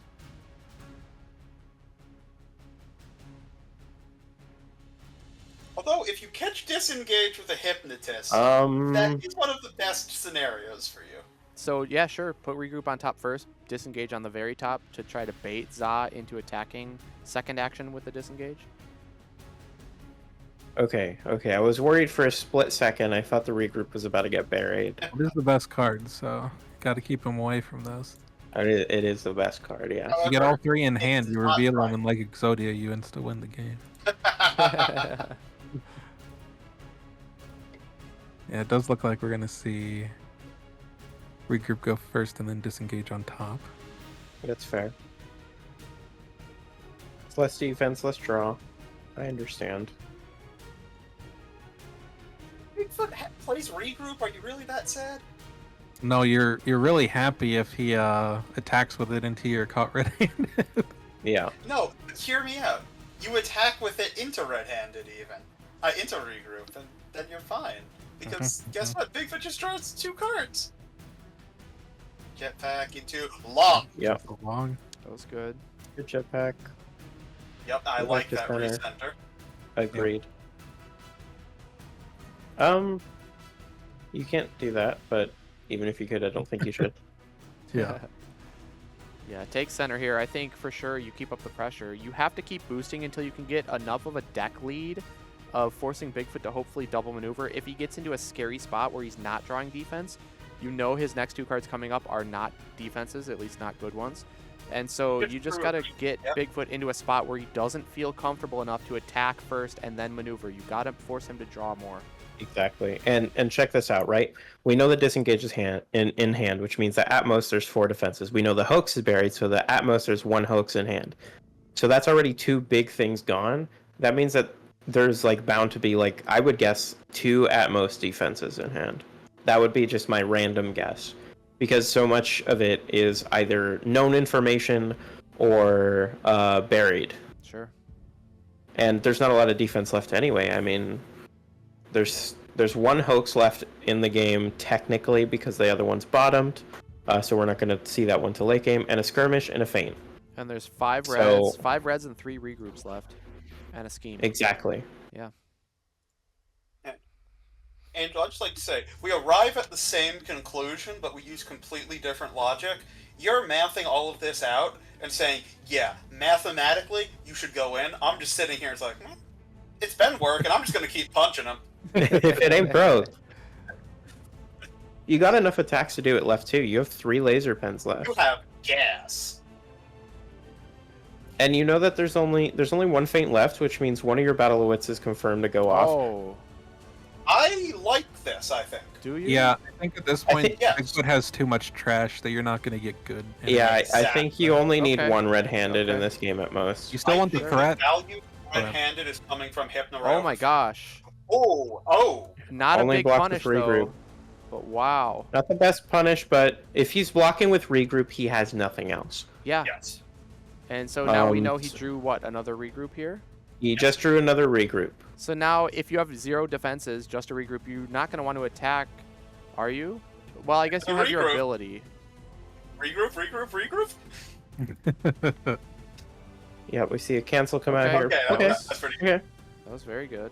I do need Jill to switch to tonic next turn, though. Please, Yeah, Jill God. needs to go tonic and start healing to Think- close this think health about it. gap. We have lost 2 healing so far, where she had a higher printed than him and was still on Hypno Ray. That's rough. Jill needs to heal or else you're just losing in fatigue. Like, you have a lot of value still. You have 14 cards combined from hand and deck to Bigfoot's 13 cards. Granted, one of your cards is a dead sidekick card, or maybe 3 of them, I guess. Actually, there's the 2 Sisters in Arms. So you have 3 dead cards. But, like, value-wise, you guys are roughly even at this point. But you are far behind in the health. And so you need to even up that health gap so that you can make sure that your value can last throughout the game. Otherwise, if you have to keep boosting and Bigfoot doesn't, Bigfoot gets to just attack you and then maneuver away every turn, whereas you have to keep boosting, you're quickly going to lose that value parity that you have.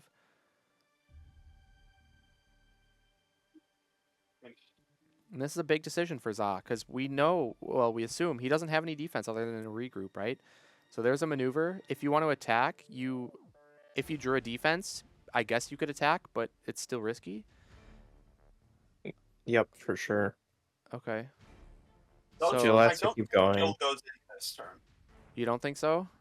I don't. Angel, what do you think?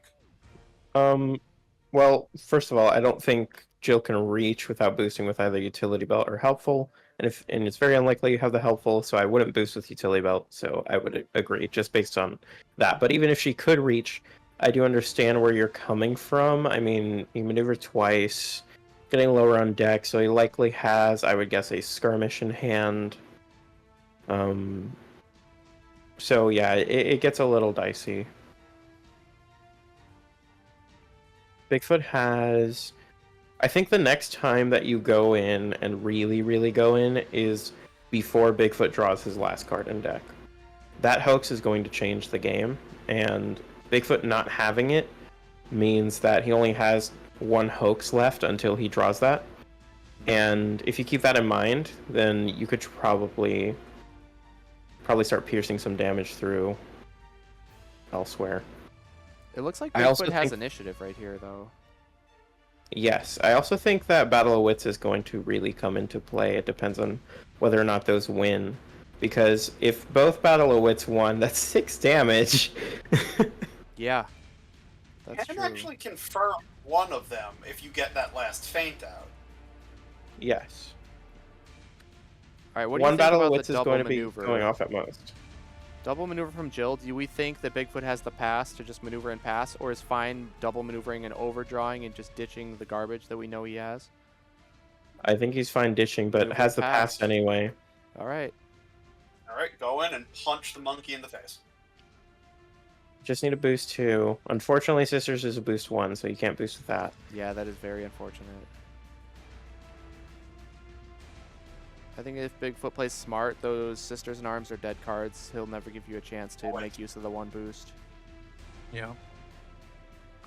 You could end on the green center spot portal as Jill, but unless Bigfoot stays up in the library corner, which there's just really no need, right? Bigfoot would just maneuver through the passageway to the top left. Yeah, light blue.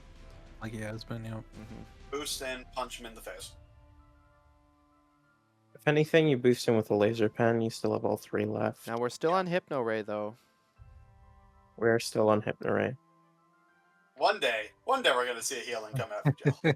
I don't think it's today, but If Bionic Yep, there's- had gone off, Jill would be at 10 here, which I think would make a massive difference in terms of huge decks. because Jill is up on deck. To be fair, Yeah. if she didn't have the jetpack, she did save herself like 2 damage against the savagery with Yeah. one of the times she gave up the healing, but the other True. time I think she just gave up the healing for not a ton of benefit. That's not. That's a feint gun into. Ooh, Yeah, that's okay. huge. That's you're, big, that's big. you're fine with that. That's 3 damage. There's no more Wow. feints for the rest of the game, which means Battle of Wits will confirm So check. that's 6 damage because you can confirm Battle of Wits. It depends, because you know that Hoax is the bottom card. You know it's a boost 2. It depends on what Bigfoot has left. He has a boost 3 left with a log. If you can math it out and determine what your remaining cards are, and if they're higher than the Hoax when he's at 1 card in deck, you can confirm a bow. And also, when Bigfoot runs out of deck, if Jill has a card left in deck, that's going to be a 100% confirmed bow. That's Yeah. what I'm thinking of. Angel, imagine if that was on tonic Oh, for the Yeah, 5 over the uh, feint. oh, Seriously, Jill would But- be at 11. Technically, with Zach's good point, probably 10 more likely because of the savagery. Yeah. I do think that it would be much more likely that Bigfoot would have played a 4 if she was on tonic. Though. I I agree. was just about to argue. It does like, change devil's the mind advocate there. games based on what gadget is up. Because something like Battle of Wits could become a 5 if you don't feint it. Yeah. Laser Pen also would be a logical attack there, so feint stops both of those from getting value from the gadget. Whereas if it's a tonic, you know that's likely either the 5 or maybe one of the 3s. You're not going to feint those. And here's another key thing. Right now, for the rest of the game, Bigfoot has at most 2 defenses, maybe blocks with shift. I believe there's 2 left. Yes. Maybe blocks with shift. Yeah. Could be a little risky. So there's skirmish, 2 hoax, and 2 shift. So Yeah, one and you through know that three one of the and hooks is 5. buried. Yeah. Hmm. So until the last card, he only has the 4 defenses, and the shifts are particularly bad into the 2 value attacks that Jill has left. Yeah, Battle of Wits, Laser Pen, Still all of those might be a little 2 scary. jetpacks and a utility belt left. Mhm. It's close. It's looking like a close game. Theoretically, if you block with shift, Jill can attack with Battle of Wits, hit a boost 3 for 2 damage. Hit the other And wits. Yes. Yeah, that's Yeah. the maximum. All right, jetpack into disengage. I really like this defense interaction for Jill because you get to go through the portal and make it so the disengage cannot follow for a second attack. Yeah. Also take 0 damage from this. So this is just This is just painful for Bigfoot. Very good. There's one more log confirming 2 damage. Again, if Tonic was coming out, we'd be seeing quite a bit of healing, and that's when Bigfoot starts to lose offense here. Because there's 1 log left, and other than that, there's offensive shifts, and the more shifts you use, the more defense he's losing. You don't want to block with those anyway, but having the option is better than not having the option. So I need Jill to switch to Tonic. What do you think about Jill double maneuvering here? You'd go even on deck. There's no more passes for either fighter. I think Jill has maybe that confirmed 3 damage, right, with a Battle of Wits on once Bigfoot runs out of deck. I think Bigfoot might have to approach. Yes. Both fighters have cards they're fine overdrawing, right? Jill has 3 useless cards. One of them is a good boost, though, but at least 2 useless cards that you'll literally get 0 value out of. So I think as Jill, you're probably fine just sitting back and overdrawing those Sisters in Arms.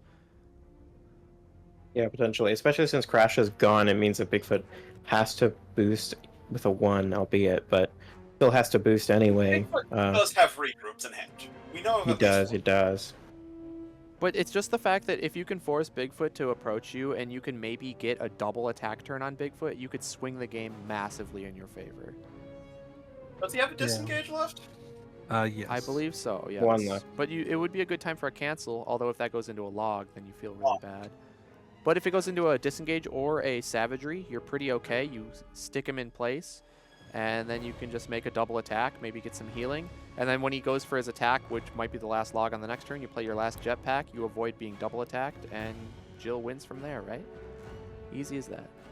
Yeah, I mean, if Bigfoot doesn't engage first, like if they do just both double maneuver, then it's going to be a situation where Jill's going to get that guaranteed Battle of Wits off. So Yeah. I I think do think Za has Bigfoot needs go to be in. the one to make the first move. I also think Za has to go in. I could be wrong. I haven't mathed it all out to a T, but just I My- suck at math. my instinct is telling me here that Za needs to go in. I'd also like to point out that this was a game with 0 helpful assistance going off, and it's still Crazy. just down to the wire. Just one of those shifts this game up entirely for Jill. Daisy hit the huntsman quotient, basically. Yeah. Yeah. Right, we Alright. see Bigfoot going in here. Could be Every shift, could be fiber of my log. being says log. Yeah, I feel like this could be last log. The only downside of that is if it's well, there's no more mind I game. want to see the cancel. Come on. Throw the cancel. No. Oh my god. Those are gonna disengage. That was risky. Yeah. I mean, it worked out okay. Yeah, it's not the worst. Yeah, it could be worse. Dear God.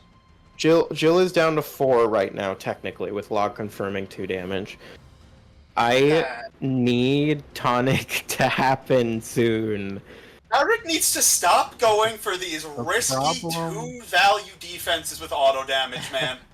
No The tonic? problem No, here, oh, though- no tonic. No Tonic! Well, the problem here is Tonic doesn't actually heal you anymore because No. he just blocks with a 4 every time, and you don't get anything Yeah, out of Zach, I that. think you might be right. Yeah. It's too late. He missed his window. This Yeah. battle with. Or is it red-handed? Are there I any think jetpacks red-handed would be There's There's one brutal jetpack here. Okay, it's battle. We see Battle of Wits. And show me What's it something hitting? pretty. What is it? Come on, Zach. Show us. Show the audience. Oh my Oh. god. Oh Something no. really pretty! Watch the boost Sisters one. in Arms. Yeah, it's gonna be Sisters. Oh, It's laser okay. beam. It's 3 damage. That That's, was Okay. that's huge. massive. That is Game very bonus! We got And- a We game. just got a game! And we know that the shift is the next card coming, so that tells us that That tells us that there's a it's not in lot. hand. Mm. Yeah, it's not in hand. You know, the Hoax is bottom card, so he definitely has either shift or log in hand, or an amalgamation of that combination. What do you think about an offensive hoax here to follow? I hate Follow it, but it's jetpack? probably I real don't good. like it. Okay. There it is. I don't like it. I would not have liked an offensive hoax because then I don't think you have defenses other than shift. Yeah, that is fair. We see Jill go to the passage. That's the last log. Jill down to 4. Oh no, I don't like the passage. That's not the right spot because then you're 6 away from blue passage, right? Oh no, you go through the other Yeah. passage. Never mind, you're 4. Yeah. You're Yeah, fine. Yeah, don't yeah, worry. you're There's fine. no sidekicks. Yep. Yes. If you have helpful assistant, you can boost with it. You know the hoax is bottom card, so you know that Za has a combination of hoax. That last skirmish is gone, so you know he has hoax. You know he has shift that you just drew it into. And there's regroup, which you also know he has. There's one other regroup.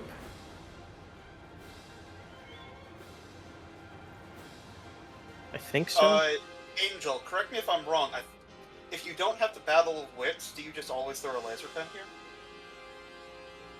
here? For attacking? Yeah. Probably. Because you're guaranteeing 1 damage, and since you know the hoax is bottom, You know the hooks is bottomed, and you know that the one of the shifts is in hand, so it's pretty good odds that the top card is higher than a boost 1. Yeah. You got the regroup Savagery. left, and it also could be Savagery. Savagery, which could be a massive Savagery would boost be 3. nasty 5-value laser pen that's into a what I'm shift. thinking. Yep. Yeah. Yeah. That puts Bigfoot down to 3, which means if he either gets unlucky with the boost values or doesn't empties his deck before you, he just dies to the last Battle of Wits. I also think you need to force Bigfoot to block with stuff, because I think that shift is going to be what closes the game otherwise. Yes. Well, So- Jill still has a stasis diffuser and a hypnotist. No, I think He's stasis out is of gone. stasis. Yeah. Yeah, I He has think one stasis is hypnotist gone. though. Hypnotist, Oh, I thought you had yes. one stasis left the entire time. I think you When need did to the second throw. One the of them second was one was hit the with... one she attacked into the regroup. The other one Daisy used to block. I Yeah. forgot about Daisy blocking with one. Yeah, Thank she you. Yes. blocked the one of Jack's. Can the you just skirmish double that Jack maneuver attacked. here? I feel like you want to Force go the in and attack. approach? To Angel's point, I think you want to force I think you would hit with a utility force belt. Bigfoot to use his versatiles to block instead of attack. In I like same the game. utility belt on offense, actually. Yeah, That's a very let's good see point. that. Because either A, you heal, or B, I think this is also even bigger. You move one away. Yeah, exactly. You force Bigfoot to maneuver first. Yep. I think it's also fine if you force Bigfoot to approach here, because if he double maneuvers, you approach him for the confirmed 3 auto damage. So you force Yeah. him to No, approach, and then you no, can double attack him. Because if you maneuver again, you're at 1 card, and then you Yeah. maneuver your last card Oh. when you So you need Which to is go why I approach engage here. her. You have to go in, yeah. Yeah. I really want Jill to go in. Come on. You No have way. to I go guess, in I right guess now. the worst case scenario is your bottom 2 cards are Battle of Wits, Helpful Assistant, but no, then you have the Caught Red-Handed to boost. You don't have to boost with the laser pen. You can attack with the laser pen. Are you just Yeah, running you out of just have to defenses? Is keep that the your deck up. problem? Yeah, I guess you don't have really many defenses left. Yeah, but you got to go in You here, have right? laser pen, Caught I Red-Handed. think you have Hypnotist, enough yes. defenses left, though. Yeah. As long as you keep him getting rid of stuff in his hand, then I think you have enough. Honestly, red-handed might be the go. Yeah, timer's ticking down. Gotta Gotta make a move. decision now. Have to move, Tarik. I would boost in attack with Believe in red-handed. yourself, brother. Come on, hit him. You know the That's hoax is not bottom. believing in I would go for yourself. savagery. I would go for savagery genuinely. Because if savagery's top card and you attack with red-handed, that's gonna be a 4. Oh So my god. I'm gonna block. We see the helpful assistant Punch boost. him in the face. Punch An him attack. in the face. Okay, Wow. Down to the wire. that Oh. talk about last Beat the second, right? buzzer. I do agree with the attack last second. I think I depending do. on if this combat goes a certain way, it could be the game. Considering the options, I think red-handed is the play. I agree. I think you got to get If rid it of hits- the value. You either force the hoax out and then you discard 1 additional, which is probably regroup, Well, the regroup. or it blocks into like a shift. It hits savagery and then they have to discard 2. They discard regroup and then they have to discard something else. That would be a disaster. It's Yeah, interesting if because red-handed wins Za- combat, I think it's game. It's interesting because Za knows his next card, but Tarik doesn't. So Za is probably going through the math of what the different Hypno Ray outcomes could be, and he's going to defend Yes. accordingly. But Tarik is just taking a that's shot in a the good dark point. here and hoping it goes his way. Yeah, Za does have that advantage here, which is nice.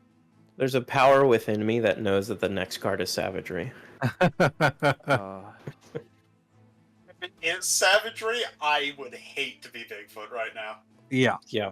A shift block, and then it's Savagery on top into a red-handed, and you lose 3 of your cards. That's game over. And a damage, Yep. yeah, that would be game over. If red-handed wins, that's game. Cool. Wins into a defense, I think it's game. If it's not into a defense, if Za takes and it's a red-handed, I don't think you can ever take here, but if he was, you know, risky enough to do it, Well, I don't technically you can't die. know. Well, Yeah. yeah, but The problem is It's a it is shift! It's a shift! Oh, my Red-handed. goodness. Red-handed. What's the top card? Is it Savagery? it's regroup. it was the regroup. It's regroup. Hey, but that means he doesn't have the regroup to discard. Yeah. true. Wow. Well, no, he has one more in hand, right? No, I No, think no, he's no, used he's 2 of them, so Oh. you're guaranteed getting a good card here. So you have to drop something. Wow, That's Oh, still oh. massive. that is huge. Wow, that was so scary. Wait, that means his hand is Hoax, Savagery and Savagery, Disengage. Disengage. Oh, no, boy. shift. Wait. Or no, yeah, shift, not disengage. Hoax, Savagery shift. Hoax Savagery shift. Hook Savagery shift, but that's also pretty big considering that the Hoax is the bottom card, so next card he's drawing is Regroup, which hurts him, to be honest. So he has to discard something here. What do you drop if you're Bigfoot here? Probably the shift. You got to just hit for big numbers. Yeah, I agree with that. First of all, triggering the shift for a 5 requires you to maneuver first, and that's risky to end adjacent to Jill after a maneuver, right? And secondly, Right. I mean, it's not a great defense, and Jill still has a cancel, so I don't think the shift is going off. So I agree with Here's that. the problem. Bigfoot attacks first. I don't think this can be Hoax because you're not. If you attack before, if you don't double maneuver here, you don't get your other Hoax. So you cannot attack with Hoax because that means Regroup will be your only block, it's and Jill Savagery, just right? boosts in no matter what. So you have to hit with Savagery. Then it gets canceled. And 1 damage. yeah, if Tarik knows that, they block with Cancel, and then there's 1 health left. And then you maneuver after you have Hoax and Regroup in hand. Jill forces you to block with Hoax. All you have left is Regroup So you and have to Hoax. maneuver, and if you attack with the Hoax, it's your last card. Maybe that is a winning play, though, in the end, because of the movement from Hoax. I don't know. This is really close. I don't know, but Jill does have utility belts left. Oh, that's massive. The utility belt seems Yeah. hugely important. I don't want to see a utility belt defense, though. I want to see it on offense to move absolutely not. away. Agreed. Agreed. I want to see the cancel Oh. here. Yeah. If Hypnotist, Bigfoot no matter what. attacks, if Bigfoot attacks twice, you have to use it Yes. on defense. But obviously that changes That's things fine. when Attacks he's twice, empty-handed. just kill him. Well, Yeah. he would move away with Hoax if you cancel the Savagery first. It depends on the Then he draws sequencing into here. Regroup. Yeah. Yeah. He draws into Regroup. I want to see the cancel. Oh, no. That's Oh, game over. You're just dead now. Yeah, that's it. Oh, guaranteed no. death. Did he not have the Hypnotist? That would be my guess. Yeah. But then you block with the are the bottom 2 cards The belt, and Hypnotist? oh my gosh. Yeah. That's gonna do it. Yep, they Wow, are. they That's so were. unfortunate for Jill. Wow. Ooh. What a Wow. game. That's tragic. That is crazy. Wow. And now I have boost 2, have boost 2. Yeah, I know the And, last one was 2. I think I will Also, attack you if I'm not here, mistaken, I you still don't think it would have mattered, but it defend looks like this. utility belt was Here first. I So will, maybe- if he had attacked with the Battle of Wits would have become a 4 over the shift done 1 damage and then done 3 after combat and put Bigfoot down to 1. Wow. Or no, down to 2, I suppose, because he did take 1 from that combat. So yeah, he would have been down. Or no, he didn't take any from the combat, right? Yeah, because he Right. it would have been Bigfoot down to 1, but he still would have been able to do the double attack, or maybe. Either way, he was either down to 1 or 2, but it wouldn't quite have been enough. You needed at least one of those blocks, preferably both of them, just to have the option. I don't. Yeah, there's those sisters in arms, not helping out in hand, obviously. Oh yeah, I should attack with this. I would deal you 4 damage. 1, 2, 3. And then what I had only 1 and 2. What a tight game. Really just neck and neck the whole time. Have this. Take 3. Yeah, what a game that was. Wow, it came down to the wire with Jill versus Bigfoot. And that was after Daisy went down without any schemes played the whole entire game. Just imagine how much of a different game that would have been if Daisy even got a single scheme off and maybe recycling a utility belt and a battle of wits. Even just those 2 cards alone would have been a massive swing. So, Angel... Daisy down 1 card, man. Yeah, 1 card. It could have made all the difference. That's just crazy. But Angel, like you said, I can see then like how good this is for Jill, that it came down so close even after so much went so right for Za, right? Getting the his opening turn was beautiful. The Jackalope Horns into the offensive that was one of the Oaks, best Bigfoot. into the Bigfoot ability draw. Like that was perfection. So good job on Zaz and doing that great opening play, and he just rode out that advantage for quite a while, taking out Daisy really early, found his horns when he needed them, and Daisy went down. But then Jill had quite a bit of game left in her, so that was a really cool matchup to see. I've never seen that matchup go like that before. I think I played it once before from the Bigfoot end, and I kind of steamrolled my opponent. I don't know, like, I killed Daisy early. They didn't really get any value out of her as well, and it was on, like, Raptor Paddock. I think I had chosen the map, and then I just used ability a bunch and just, like, went really aggro on her, and just, she kind of crumbled. But this was really interesting. Such a value game, Angel, like you said. Very value-oriented fighter there. 100%. Yeah. I mean, did you...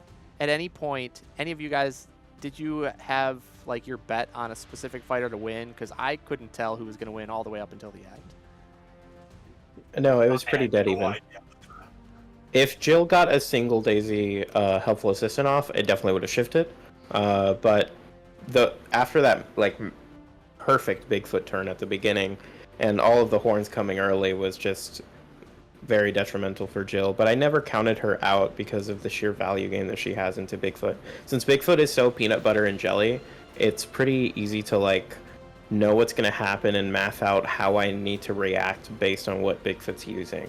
And if even one of those things went one more way to Jill, I think it would have shifted. Like if that red-handed won the combat, that would have been enormous. Yeah. Definitely that. Man, what a crazy game that was. And even we saw one of the red-handeds being boosted with early on in the game. And with both of those sisters in arms being completely useless, I wonder if at that moment, like the red-handed was pretty much the only option to boost with. If that was not the case, and if Tarik was able to save a red-handed till later on in the game like we saw here, that might have helped him close it out in the value, but it was probably his only option at the moment. So Sisters in Arms, definitely not a great card to have here. And that's thanks to Baskerville. So the map choice actually kind of backfired on him, I would say, because if there was so many turns where they were in this cycle where Jill would have to maneuver and boost because she had the initiative. She'd attack Bigfoot. He's sitting on a portal. She dealt some damage quite a few times, so that was great. Interactions were going pretty well for her, but then Bigfoot attacks, also gets some damage with like the savageries and the logs, and then maneuvers away. So they're kind of going back and forth on damage, and Jill is having to boost, whereas Bigfoot isn't, because the initiative was on Jill. And it's really not that much of a problem when you have a bunch of useless cards, like sidekick cards, that you can discard to boost, where, you know, Jill had plenty of those. The problem is that Sisters in Arms is only a 1 boost, and on a map like Baskerville, Bigfoot can maneuver, and it's not like his normal 3-space maneuver. he gets an extra boost in his movement because of the passageways.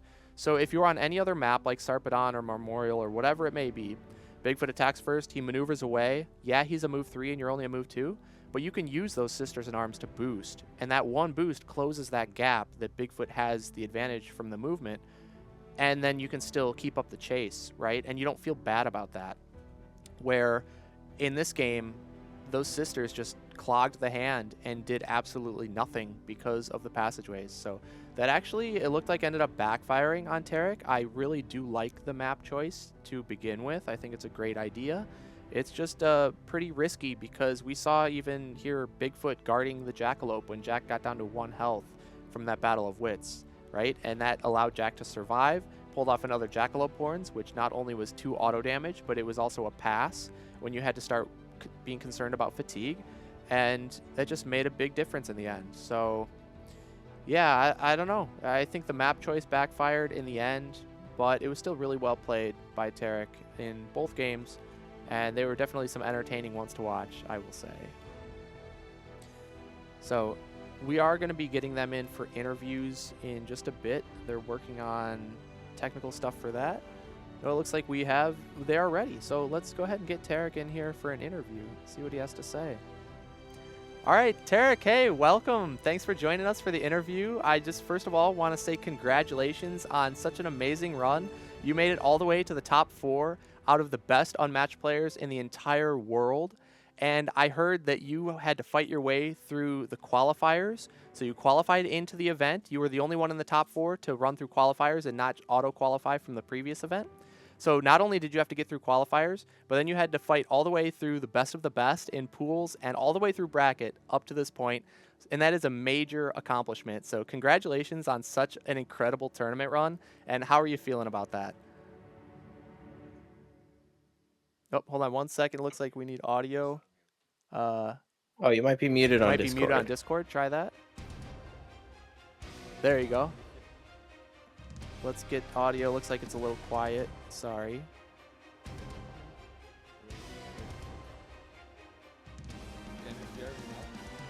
It's really quiet. Are you able to adjust maybe settings on your end?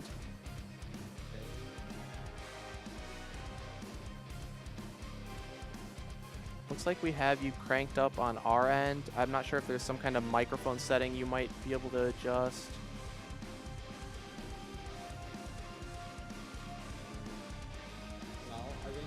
Yep, that's better. Much better. Oh, hold on. Stream. 1 second. 1 second. Sorry. Sorry for the technical difficulties. Technology sucks. Yeah. It's great when it works, right? Does it work? Yeah. Hopefully. I think we lost audio to the stream, so we're just trying to... All right, Tarik, give us a test. Hey. Is he coming through? One more test. Hey. Now you hear me? Okay, yeah, I think we're good. Chat, let us know if you're not able to hear him, but I believe we're good. Everything looks good on the technical end. All right, perfect. So sorry about that, Tarik, about the technical difficulties, but yeah, congratulations on an incredible run. How are you feeling about it? It was very amazing. I didn't expect to go so far. I even was doubt to join the third qualification and all. And yeah, I passed through it, and then I lost my first game in the group. I also didn't even imagine maybe to go top 64. It was maybe my major goal before the tournament, because yeah, I think it's my first summer or winter. Okay. Yeah, I just play match after match, and I won in playoffs some matches. And yeah, I go to semifinals. It was very unexpected for me. And yes, thanks for games for organizing this. Yes, Zara prepared a lot for this. He told me how he trained, and I also want to say thank you to my Ukrainian community. He supported me, helped a little bit, and yeah, and I started to play and matched like regardless to them. Yeah, yeah, that's awesome. Well, I'm glad to have you in the community. You've obviously proven yourself to be a great player. I mean, you came out of nowhere and you just swept everybody all the way up to the semifinals. So that's always really cool to see. People love to, cheer for the underdog or the dark horse rather. And not that you're an underdog. Obviously, you've proven that that's not the case. But, just a new player is always exciting to see come up into the scene. So if I may ask, how long have you been playing this game? Maybe first time I played a match in November. It was like some local tournament. Okay. I was interested in it and started playing. Maybe it was end of February or start of March. Yeah, before the team league. Mm-hmm. I won local tournament. Then I played in team league, and the beginning I started actively playing. Okay, okay. So it hasn't even been that long. I mean, 6 months or so.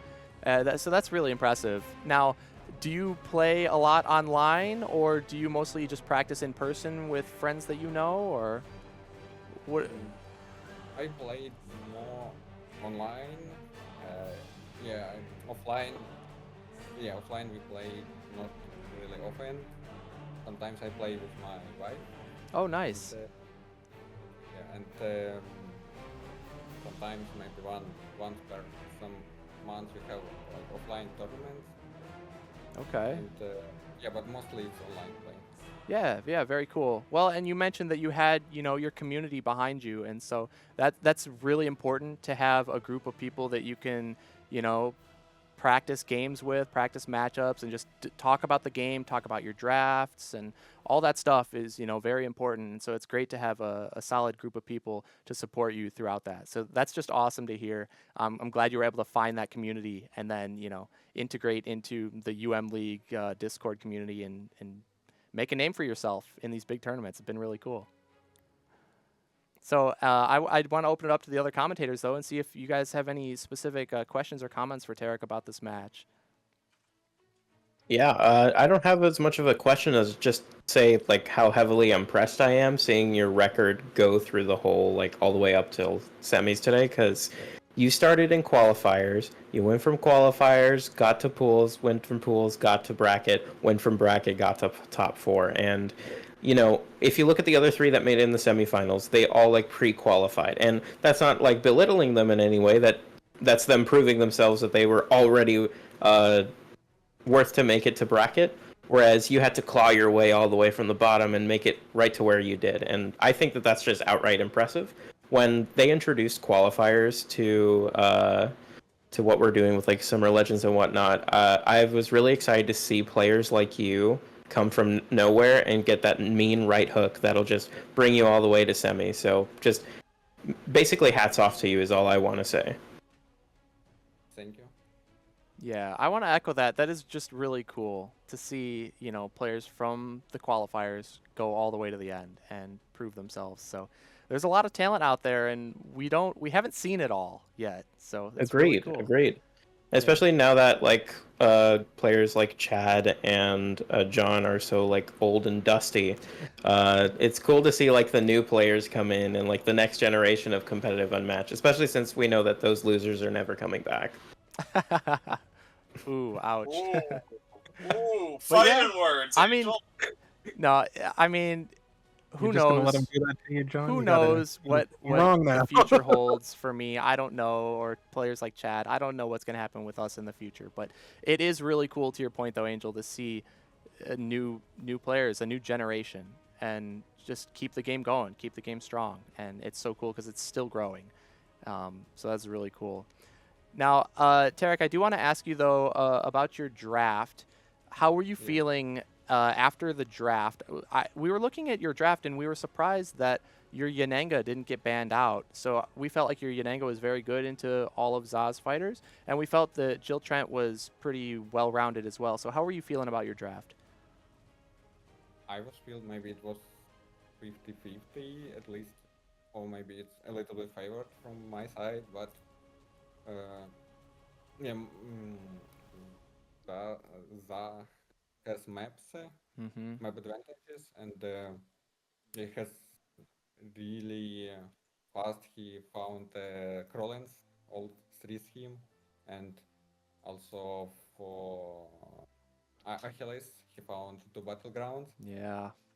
And I was confused what I should do to go to kill Patroclus or what, because he can travel, flip to battlegrounds. But maybe for the second game I should choose some other maps, maybe some with tokens. Yeah. So. Yeah. And go ahead. I didn't play these matchups maybe most of 3 times each of them. Okay. During the tournament, sometimes I played some matchups at first time. Yeah. It was fun. Yeah, that is funny, but I mean, that's great because it just shows that you have solid fundamentals in the game, right? If you can just kind of, you've never played a matchup before, but you still look at it from the outside, you analyze what the kind of interactions you should be looking for, and you can make a game plan from there. It shows that your fundamentals in the game kind of carried you to the end. So that's really awesome. And I do agree with you on the map choice. At first, I was really liking your map choice of Baskerville. I thought it was a really good one. But I do think it ended up backfiring because zzaa was able to hide the Jackalope at one point once you got Jackalope down to 1 health until he was able to find that last scheme. So that was rough, as well as making you boost with more valuable boosts, right? Like those Sisters in Arms, they sat in your hand the whole game, and at the end we saw you didn't have the defense that you needed because those Sisters in Arms were sitting there. On a different map, when Bigfoot would attack and then maneuver away, you would have been able to chase with the Sisters as a boost and make use of them if Bigfoot wasn't able to move through the passageway. So, You're right. I also thinking about map that I should hide Daisy, but she died very fast. And I yeah. didn't play him. Maybe one scheme would be even crucial. But Huge. yeah, I maybe should take some small map to be able to hit Bigfoot. more Yeah. often. Right. Yeah, I think that probably would have been a good idea, but hindsight is 50-50 or 20-20, whatever the saying is, you know. You never know until after the fact. You would say So, it's 50-50. yeah, sometimes it is. And that is 50-50, John Zero Skater 2024. Yeah, that's right. Yeah. But anyways, I mean, you played really well. You made a great showing here in the semifinals. You gave us some great entertaining matches. I think everybody in the community is thankful for the content. And so, is there anything else from any of the commentators before we have Tarik sign off? Nothing important from my end. No, just congratulations on your run. Yes, thank Yeah, you. definitely a Thank really you good for run, and this, come. amazing tournaments. You Yeah. spent a lot of times and efforts for this, and it's good that we can we have league sites and tournaments we can play. Yeah, definitely. Zach, you have something to say? I was just gonna say, I know that you mentioned Team League before, and the next season for that's coming up not too long, so hope to see you there as well. Yeah. Awesome. All right. Well, Tarik, thanks again for joining us. Is there anything left that you want to say to the stream or any shout outs before you go? Yes, thank you for watching, and I hope it was nice games for you to watch. Definitely. Yeah, I Very think we all exciting. enjoyed it. Yep. So well played, Tarik. Thanks for joining us and hope to see you back for another tournament in the future. Okay, see you. All right. Bye. Take care. See you guys. Yeah. All right. And here we have zzaa, the winner of the semifinals here, moving on to the grand finals to go up against Kiet. And we do have Mamart here as well for the translation. So I want to thank both you, zzaa, and Mamart for being here with us today. How are you feeling? All right. Yeah, thank you. Итак, я представляю вам за чемпионы этого полуфинала, который завтра сразится с Киетом. Как ты себя чувствуешь? Как твои дела? Отлично, супер. Я очень много готовился. Я готовился к неделю к Фантому, неделю к Тарику, и я сейчас чувствую, что довольно хорошо себя ощущаю. Надеюсь завтра показать очень хорошую игру, собраться и выиграть этот саммер. All right. So, thank you. I feel really well. I prepared a lot for both of these matches against Phantom and against Tarik. Both of the preparation was a week long, so it was a lot of work done for that win, and he hopes to win the tournament tomorrow. Yeah, that's great. I mean, obviously the preparation paid off, and it's great to see hard work pay off like this. So well done preparing like you did. You obviously have proven yourself to be one of the best players here in the top 4, moving on to the grand finals, and hoping for a good match tomorrow. Maybe you can prove yourself to be the #1 in the world. Так, это очень впечатляет, насколько глубокая была твоя подготовка. Ты один из лучших игроков в мире, уже точно в топ-4, и, возможно, завтра ты станешь топ-1 всего мира. Я очень на это надеюсь. Насчет подготовки я могу сказать, что буквально с тобой мы сегодня этот драфт в немножко другой конфигурации видели, и поэтому я знал, что брать на драфте, и... Ну, короче, мы ответим про драфт. Да. Yeah, and he again thank you, and he hopes to become a #1 too. And concerning the draft today, he said that literally before the match we have a little preparation with me, and we had really similar draft to that what happened here, and he knew every fighter he need to take to win in the game. Yeah, Za, you have a really impressive draft because every match I see of you, you're always bringing out these cool counter pick characters like Ghost Rider, or, you know, we saw the T-Rex and Houdini against Phantom's Sherlock. And so you're always coming out with the sneaky counter picks, and that takes a lot of preparation. So, you know, kudos to you. That's very well done with your draft preparation. It's very impressive. Значит, твой стиль драфта, он очень впечатляет, он всегда необычный, ты всегда находишь какие-то абсолютно интересные контрпики, как, допустим, T-Rex, как гонщика мы видели Гудини, то есть, ну, в принципе, да, в принципе, это все, что он сказал. Спасибо, мне довольно приятно, я стараюсь много этому времени уделять. Yeah, thank you. I'm trying my best to manage my time to have all that preparations. Yeah. So I have to ask then, with all the preparation you've done, have you prepared at all for the best of 5 that we're going to see tomorrow in grand finals? Ну, и теперь, так сказать, скейтер спрашивает, а вот со всей вот этой вот подготовкой ты готов к завтрашнему БО5? Или все-таки придется потренироваться? У меня впереди бессонная ночь. I have a sleepless night. That's right. Oh, That's no. right. It is very late for you right now, so I don't want to keep you too long. I want to let you get some rest and prepare for your draft tomorrow. But remember, it is a best of 5 band quest, so make sure you're ready. Так, я не хочу тебя здесь долго держать. Так сказать, ты очень устал. Дам тебе время отдохнуть. И помни, что у тебя впереди... Ну да, и подготовиться. И помни, что у тебя впереди банквест, который будет БО5. Ну вот, в принципе, да.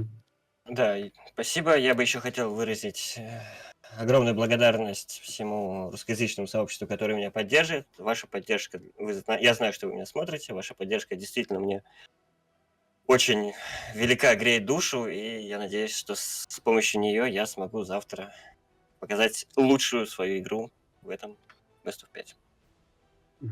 Yeah, thank you again, and I also really want to shout out to all Russian community. I know that now you are watching me and you are really supporting me. I really can feel that support through the screen, and I hope with all that help I can handle tomorrow's finals. And Carolina так. Look at that. He's got the team. Got the team on his back. Very nice. Well, before we have Za sign off, is there anything in particular any of you commentators wanted to say or ask about? I do want to point out, I've got to say, I've like spectated a lot of your streams, and it's really cool to see how much that you have improved as time has passed, to the point that I can't express to you enough how impressed I am with the Phantom draft, and now this draft as well was very, very solid. You were dealt a pretty difficult hand in this specific draft, and you were able to outplay and survive despite it, and that's really impressive. So really props to you, and I wish you luck in grand finals.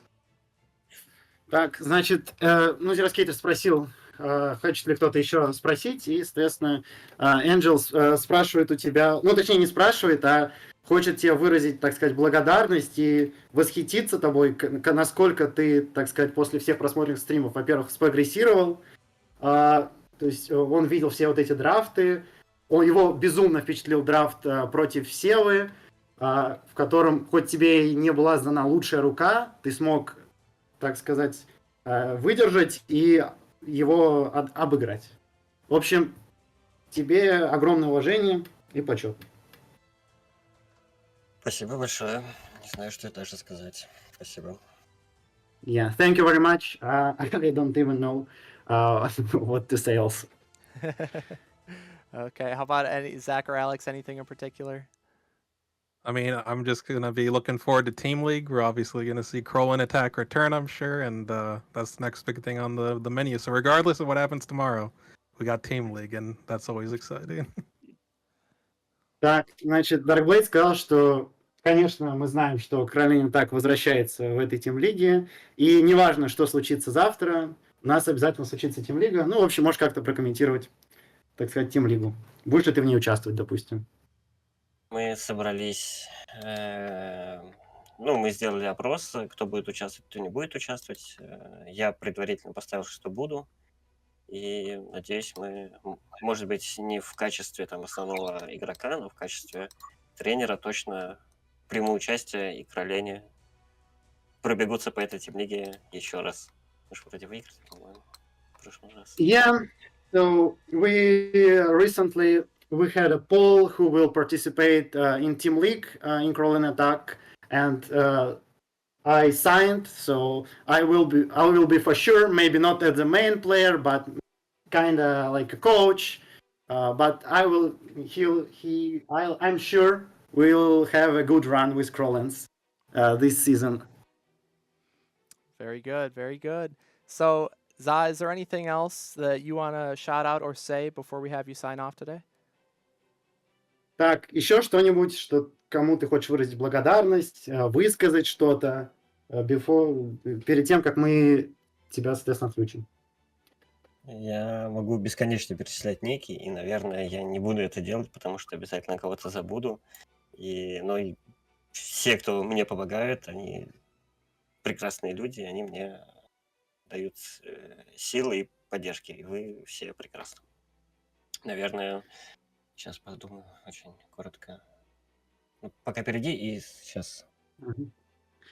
Yeah, I think I have to thank infinity amount of players for all that. So I will not shout out them at least today, because I will certainly don't remember someone, and so he will continue. Excellent. Okay, well, Za, I just want to say once again, congratulations on an incredible run so far. It's not over yet, so go get some sleep, prepare for grand finals, and I wish you the best of luck tomorrow against Kiet. Так, ну, еще раз тебя поздравляют, так сказать, желают спокойной ночи и, так сказать, подготовки очень, так сказать, глубокой или серьезной к финалу. И желают удачи завтра. Да, спасибо большое. Я пойду играть против Джилл всю ночь подряд. Что-нибудь такое. Yeah, thanks. I will go Play against Jill all night long. All Hey, right, if you need Za. any help, let me know. All right, Za, thank you, and Memar, thank you as well for translating. You guys have a good rest of your night, and we'll see you back tomorrow. See you back tomorrow. Thank you for watching. You're welcome. Bye-bye. Good luck. Yeah, thank you for being here. Good luck. Yeah, thank you. All right, and that's going to do it for the second semifinal for Summer of Legends 2024. And we are going to see Za take that one in another 2-0 over Tarik. So we have both Za and Kiet making 2-0 victories over their opponents today, and they're going to face off against each other in the grand finals tomorrow. And that starts at 9 a.m. Central Time. That's Illinois, U.S. Standard Time. So 9 a.m. It was the same time we started this morning, so make sure you don't miss it. We are going to have a cool Witcher card reveal, or I shouldn't say card. It's a reveal of sorts. You're going to have to wait and see what exactly that entails. You sly dog. What are you cooking, John? We're gonna have a reveal for you tomorrow at some point during the grand finals. So make sure you stay tuned and check out all the action, not only to see these top tier players battle it out to see who's going to be the next champion, but also to see some sweet Witcher unmatched reveals. So I want to say a last thank you to you guys for being with me here on commentary. I couldn't do this alone.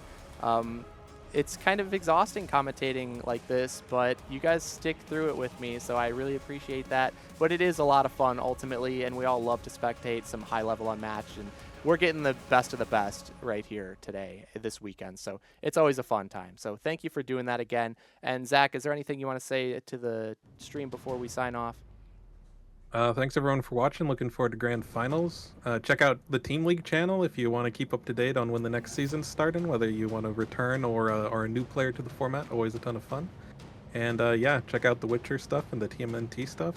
A lot of fun things coming down the pipeline. All right, Angel, how about you? Any last words? Just want to mainly forward, the TMNT stuff. Super excited for that. Can't stress that enough. But also, I like to point out that it feels really cool to see so many different people from different places come together to play a game that we all love. I know I usually sign off with some cheesy remark, but it's just true, right? It's really awesome to see that people with different skill sets come together to play this game, and so many people play it differently. You're going to see so many weird things pulled out because of how versatile this game is. And that's probably one of my favorite things about commentating, is just seeing how people interact with certain situations and certain drafts. And I think we definitely saw that today, and I hope we see that tomorrow, and I'm hoping we see a Game 5. Oh, aren't we all? All right, Alex, how about you? Any last words for the stream before we sign off? You guys have already hit on all of the main points I'd like to say. Thank you, everybody, for watching. Thank you to the players staying up late to put on these fantastic shows for us to commentate. Thank you to TOs for putting this whole thing together. It's been an absolute blast, and I'm looking forward to tomorrow. Maybe not a Game 5.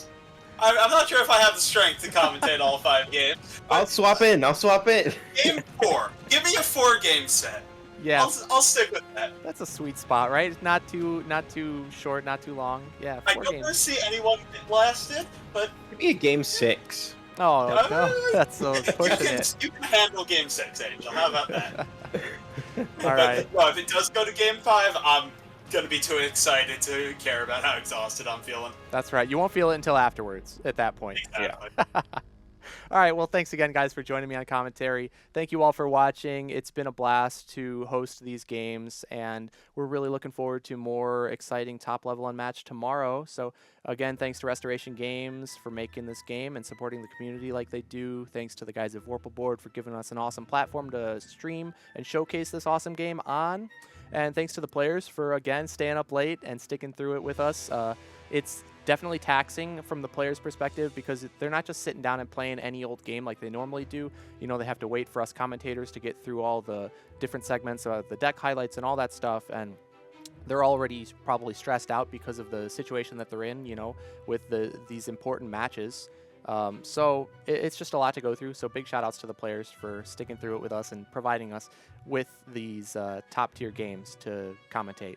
So that's huge. And of course, thanks to 645 Development, Alan's the man behind the magic with all of this, and he makes it all happen. So half the community might not even know who he is, but you should. He is the reason all of this is a thing, ultimately, to begin with. I honestly don't even know if the whole Unmatched tournament scene would have ever evolved and taken off like it did without those streams back in the Premier tournament, because it put Unmatched on the map, right? And I don't think I'd be here without it. That's how I found this whole thing. Same here. Same And, here. yeah, and Wild. just look at all the That's what people. told me. Look at all the people who got dragged in because of that content, and they're like, whoa, this is the real deal. So can't thank Alan enough. Everyone should shout him out I in the better see chat. some thanks, Alan, right now in 645 chat. Development. Say thanks to Alan. Big thank you. This is all awesome. Or else you're getting banned. Give me a thanks, Alan, right now. Yeah. So he definitely deserves that. So thanks to everybody involved with all of this. Of course, the TOs for putting it together with me as well. I could not do this alone. This is a lot of work by a lot of people. Thanks to Frank for UM League, hosting not only being a TO, but also hosting the games, all the matches, the tournament on his website, UM League. So go check it out. Show Frank some love. He's a pillar of the community as well. And just everybody involved, they're all great people. So that's why this game is so amazing, is because of the community. So thanks to everyone involved. Thank you guys for watching at home. I hope you enjoyed. We're going to sign off here. Make sure you're back tomorrow for grand finals. Kiet versus zzaa. Who's going to take home the championship? We're going to be crowning a new champion either way. So very exciting. I cannot wait to see. We'll catch you all back tomorrow at the same time, 9 a.m. Central. And look forward to the Witcher reveal as well sometime during that. So we got a lot of action ahead of us. It's not over yet, but everyone get rested up for now, and we'll catch you back tomorrow for another long day of Unmatched as we conclude Summer of Legends 2024. Thanks all for watching. We'll catch you then. Hey, everybody.